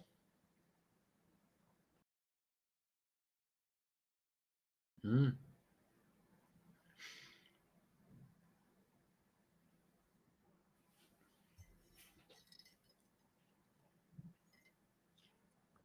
$20 minutes to go. I think it'd be a good result if United got a draw here. It's fizzled out a little bit. The thing is, you get excited about these games, but then reality does tend to bite in most of them, because when you actually sit here and think about it, how is a team that's very rusty, never played together, going to suddenly turn up in a Champions League game against a team that is a Champions League side that, you know, they're not whipping boys, and we expect them to turn up and win playing amazingly fluid football? It's, when you think about it, it was never going to happen, was it? But we got excited that it might. Google, pack in and have a look at the company impact. Rangnick loves their work and could be a cool sponsor. Greetings from Berlin, says Alexander. Goes to show there really isn't a second team. Few decent players, yes, but that's it. And Rangnick has his work cut out, says Sean. Ollie Ball, Ollie be like, this is why. Says, come here, I've done that one before. And Barry Haynes says that Lingard's body language has been poor and he's had a terrible performance. Won't be surprised if he's the first one to come off. I think that was an older super chat because he's not been the first to come off.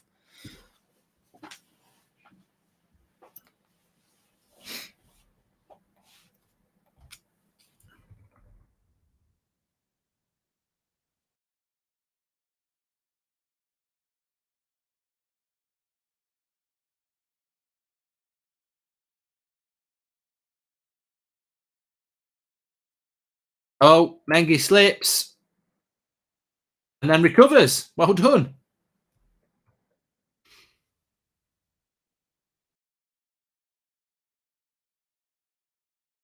I've just tweeted something there, I think, that really sort of summarises it. But Wan-Bissaka, is he going to stay down or don't know what happened to him there?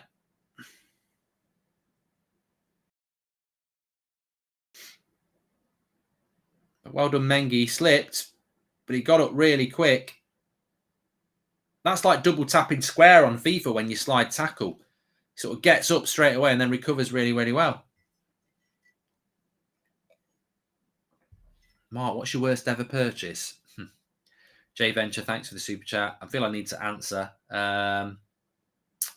Worst ever purchase. Blackcurrant flavoured lemsip. They're horrible. Sounded like I like a lemon lemsip, and I was like, "Oh, blackcurrant, I like that." It just made me want to throw up. Horrible. Love seeing Donny get a full 90, but the next step is to see Donny get a full 90 with the first team. That's when he will shine, says Alec Miller. The thing about Donny is he actually came on for McTominay against Watford in that second half. He scored a goal and he was bloody brilliant. And he could have had 3 assists for Ronaldo that day. And then it got completely forgotten. Remember how Griezmann was fitting us like a glove back in 2008? We dodged a bullet, mate, says Arjun. Boom. Player ratings. Probably out. Let me just check. I'll have had the message, I think. Let's have a look.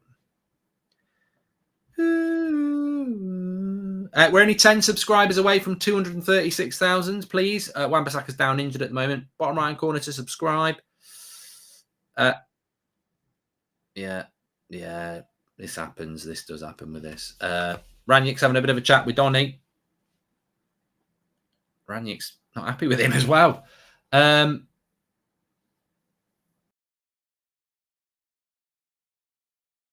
Please do subscribe, bottom right-hand corner. We have got the player ratings. So I'm just going to whack it into the link. And it's on the unitedstand.com if you just want to go straight there. You can mark every player out of 10, 6 being the average, but I will drop it into the video description for you. Still 15 minutes to go. It's in the video description now. Second link. Obviously, Boohoo Man is the top link. If you want to get your Christmas jumpers, 40% off. Very reasonable price anyway, but you can get 40% off with the code United Stand through the link for Boohoo Man. I'm wearing one of their jumpers today, Christmas. And the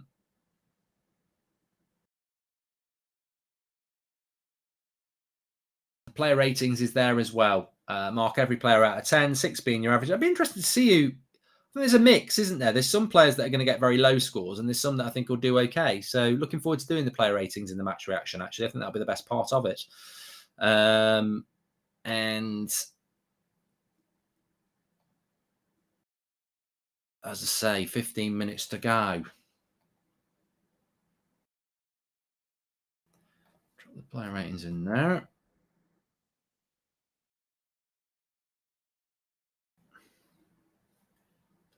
United really haven't done much in the second half. That chance for Elanga was really it.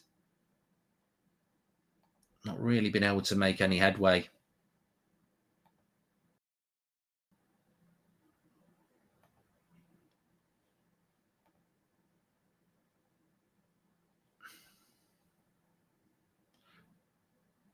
That's a nice cross, but Wan-Bissaka will clear it.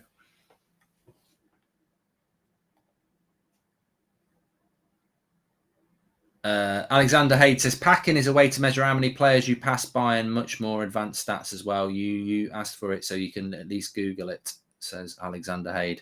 I don't really want to Google it, Alexander Hayes, because you could be completely bantering me and it could be something very rude. Just saw Kieran McKenna talking to Ralph. I imagine the response was, "What is that you are talking about?" says Sam. And what was your best skill growing up versus today? What was your best skill growing up versus today? Football. Dylan, I'd love to answer the question. It's really intriguing. I just don't understand it. Best skill move growing up or best skill in general?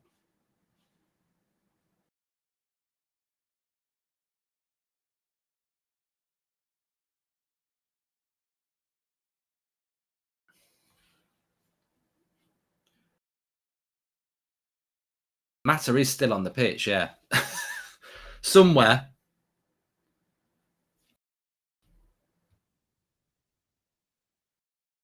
There's another injury here between, I think it's Show Retire. It's gone down this time. I was going to have a look at here.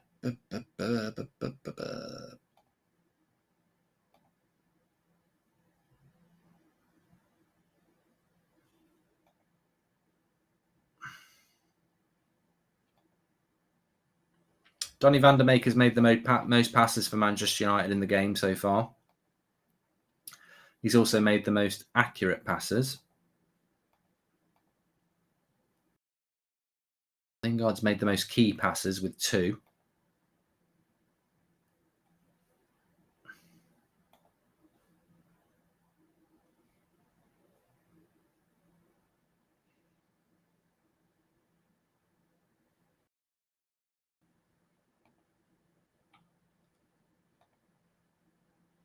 Made the most tackles as well.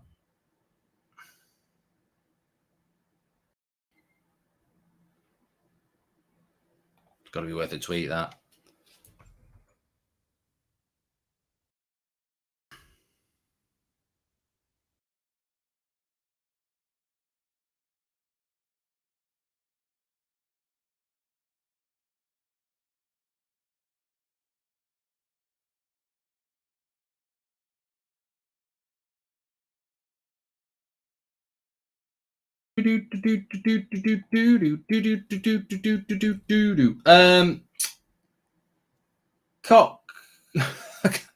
Looking at, I can't read that name. I mean, come on, I can't. Looking at Ralph on the sidelines, giving instructions to players what a real manager looks like. It makes the players know that if they do something wrong, they can get corrected straight away. Good super chat there. That answer is why I watch you, but still Google it, says Alexander. And hey, mate, what age were you when you played your best football? What were your peak years, Drift? 15. I was thinking about it today, actually. 15. Played in a very good school team. We basically played in 4 cups, and we didn't win them all, but we won 3, and we would have won the other one if we hadn't been kicked out in the semi-final. Because our striker said something racist, so we got kicked out, which is right, but I was pissed off at the time. Not because he said something racist, I was pissed off with him, but we all were. But yeah, 15, good team. Good team. My Sunday team was good as well. We won the cup that year. So yeah, that was when that's when I had my trials as well. So 15 was my peak. Northampton Town and Peterborough United.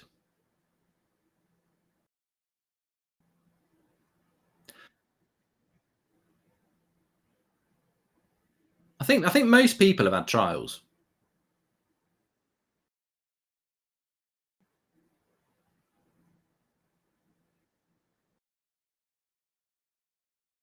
So what happened is it was the semi-final. We were playing a really good team from quite a rough area in Nottingham, and it was the reason I say rough area is because it was a very rough game, and I think 2 people got sent off for us, and one got sent off for them.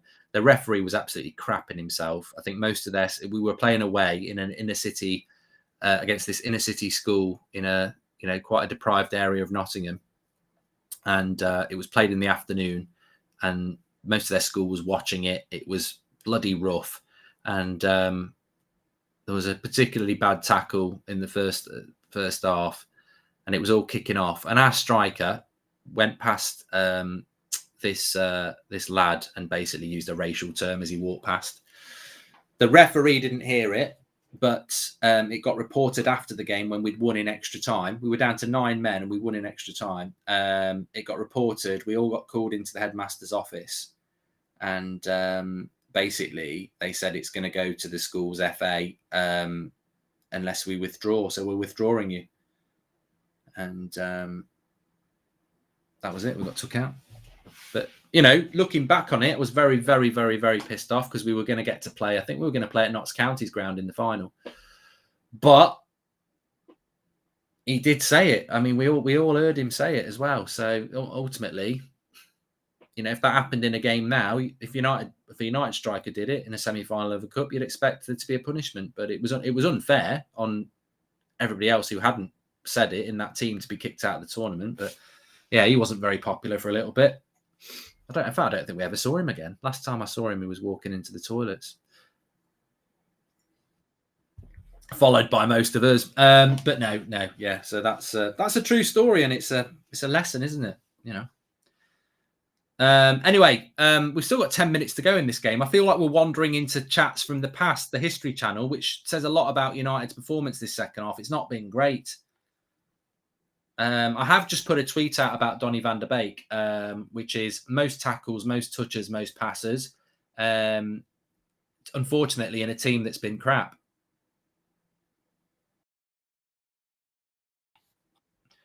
But even though I think Donny's been okay, he's not going to push McTominay or Fred out for Saturday, and I don't think he should. There's not one player that's getting that I'd say, ooh. So Charlie Savage and Zidane Iqbal are coming on. I mean, Ranić will be really wanting to do this because it's two youth team debuts, Manchester United debuts on the Ranić watch in his second game.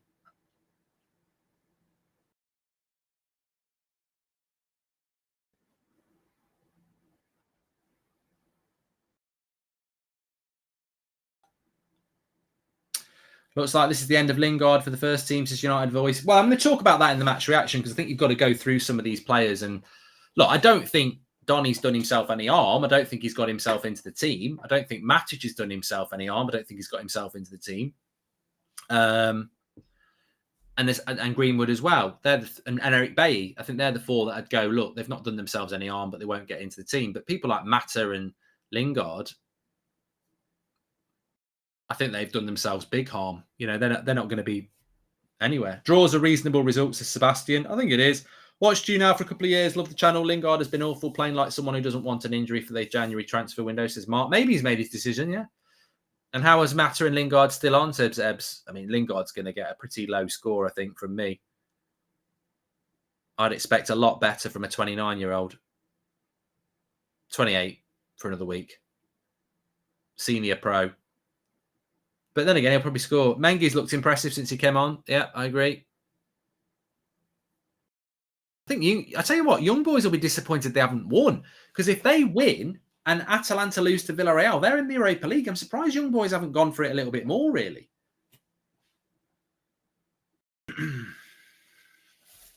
Still got 5 minutes. Villarreal, I think, are playing tomorrow against Atalanta. It's been called off because of snow.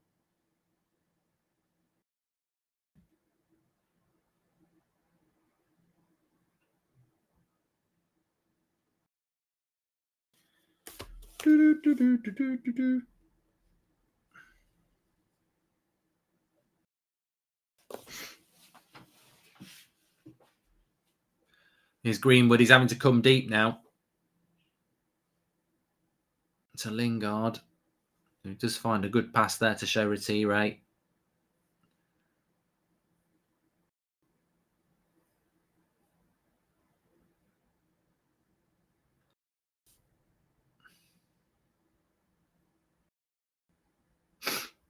I think Donny's might have picked up a bit of a knock here. Here's a nice ball for Lingard. What are you going to do? Greenwood. Good to Mata. Ralph needs to bring in a grass scientist to explain how grass grows to the player, says Liam Deegan. Go on, Eric. Carry it, Eric. Unpopular because he got you knocked out of unpopular because he was an awful person. I hope the latter, says Isaac. Well, Isaac, I think you've wasted £4.50 there to try and trap me in something you're not going to trap me in, because I made it very clear that he was unpopular because he did something that wasn't very good.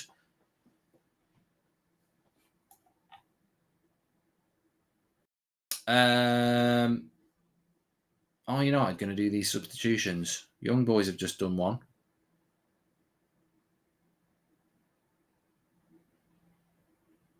We haven't done them yet. Poor lads have been stood there in the pissing down rain, and he hasn't brought them on. That's bloody Fletcher's fault, you can tell. But Lingard is rusty. He barely played this season, says Kush. And good, lovely ball by Donny there into the feet of Elanga, and he wins the free kick.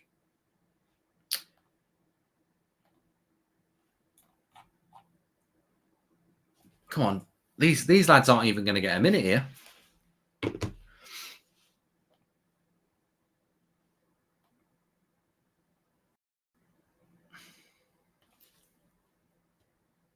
Oh, Matic! What's he bloody done here, Matic? Oh, it's all right. It's shot wide. Bloody Matic, what you doing? Slips, makes a mistake in the pouring rain. In the pouring rain. Mark, heard you say about subscribers earlier. I remember when you reached 100k during one of your live shows and your videos during the morning walk to walk in break time. Best wishes, mate, says Abbas. Thank you very much, Abbas. So we've got two young lads waiting on the bench, waiting on the side to come on, and I don't know whether they're going to get on here.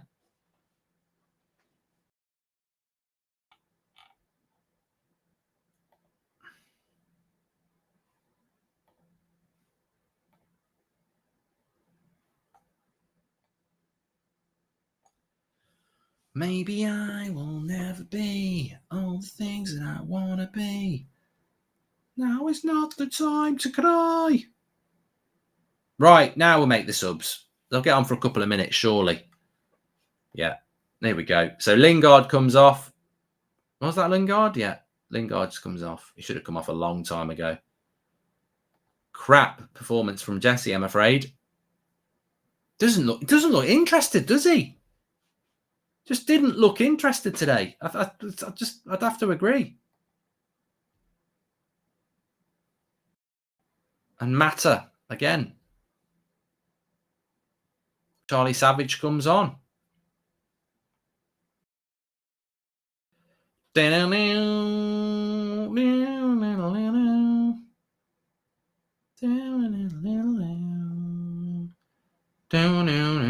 Player ratings is in the video description. We'll go through that on the match reaction straight after this. Mark every player out of 10, 6 being the average. Young boys have got a chance down the right-hand side.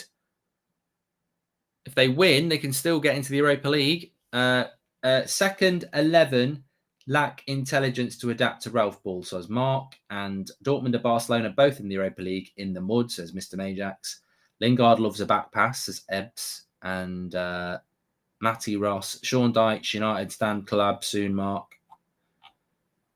And it's a corner to young boys late on here. Make sure you subscribe, by the way, bottom right-hand corner. You're very welcome on the channel. And Donny brings it away. And it's a throw in there to young boys.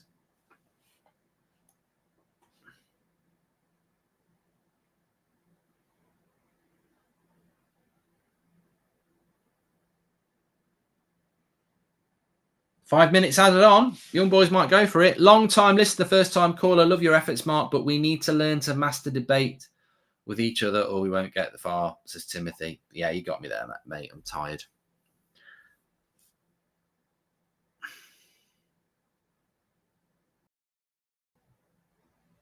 They're in. They're in. Cross. Oh, Eric Bailly does his job. Has Eric Bailly sort of grabbed man of the match? Probably. At half-time, I'd have said there was a few contenders, but second half, there's not really been anybody. Here we go, back post. Ray Court. Oh, God, we've got someone on the pitch here. Steward.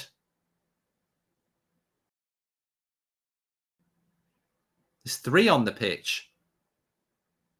Oh, piss off. Fucking idiots. People don't want to have any more delays, do they?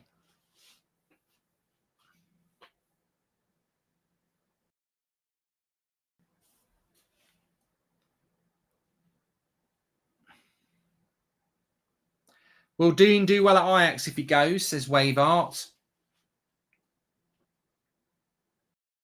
Biggie says this is not the second team, to be fair. Do you think this United team would beat AC Milan like we did last night, says Andrew? No, United have got a very inflated squad, but it's not good enough. But there's lots of work, isn't there? It'd be wrong to say that there isn't lots of work to do. There is.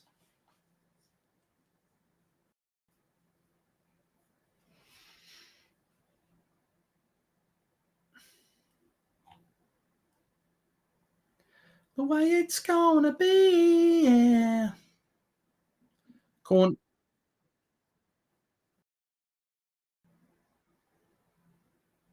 Yeah, definitely that time you said, yeah.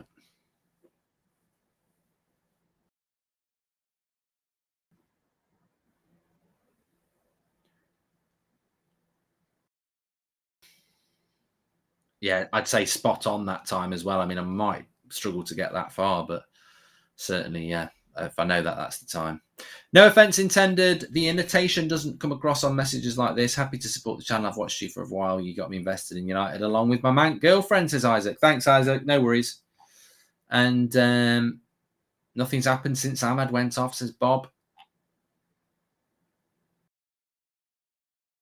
Thing is, your possession of the shirts is key, isn't it?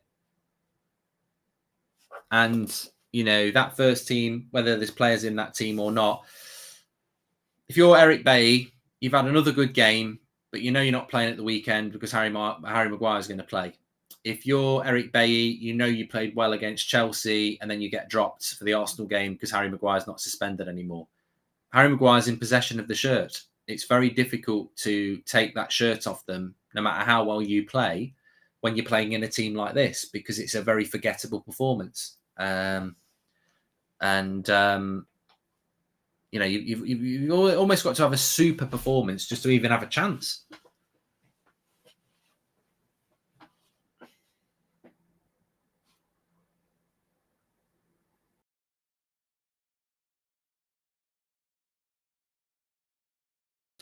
But it's been a shite United performance second half. I mean, it's just been boring, really boring. We've hardly done anything second half.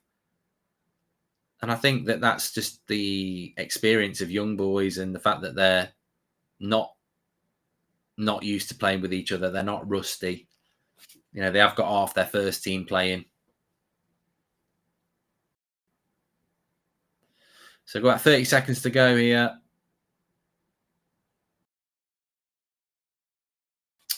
Get Proctor on marks, says Rudy. Oh, what a wand of a right foot he's got. People will be like, what are you on about? Everyone talk about poor Elanga, says Adam. What, poor in the sense that you feel sorry for him, or poor in relation he's not played well? Yeah, I think there'd be a lot less people would have watched this game if they'd have known what was going to actually happen. It's not lived up to the hope, has it? It's been a really, really poor second half, especially in. This is what happens when you've got, like somebody said, when you've got so many players that are so rusty and they've been underused. It's difficult, isn't it? But there's not one player on that pitch that's going to cause anybody who's had a night off any problem, is it?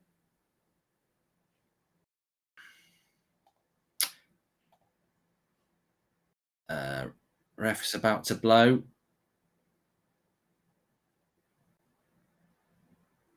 That's a poor pass, that is, by Iqbal. He's still going, the ref. He's still going to give a bit more time. He's going to have more than 5 minutes. He wants a little bit more.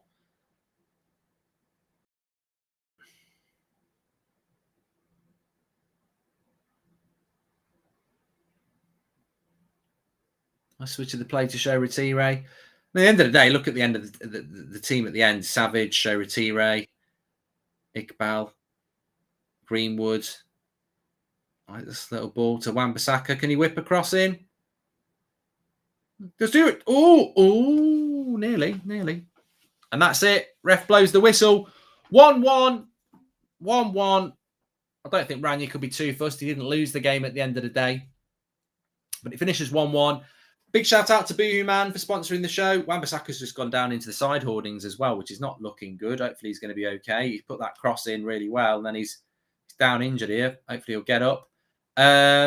Big shout out to Boohoo Man. If you want to get your Christmas jumpers, links in the video description. 40% off with the code United Stand.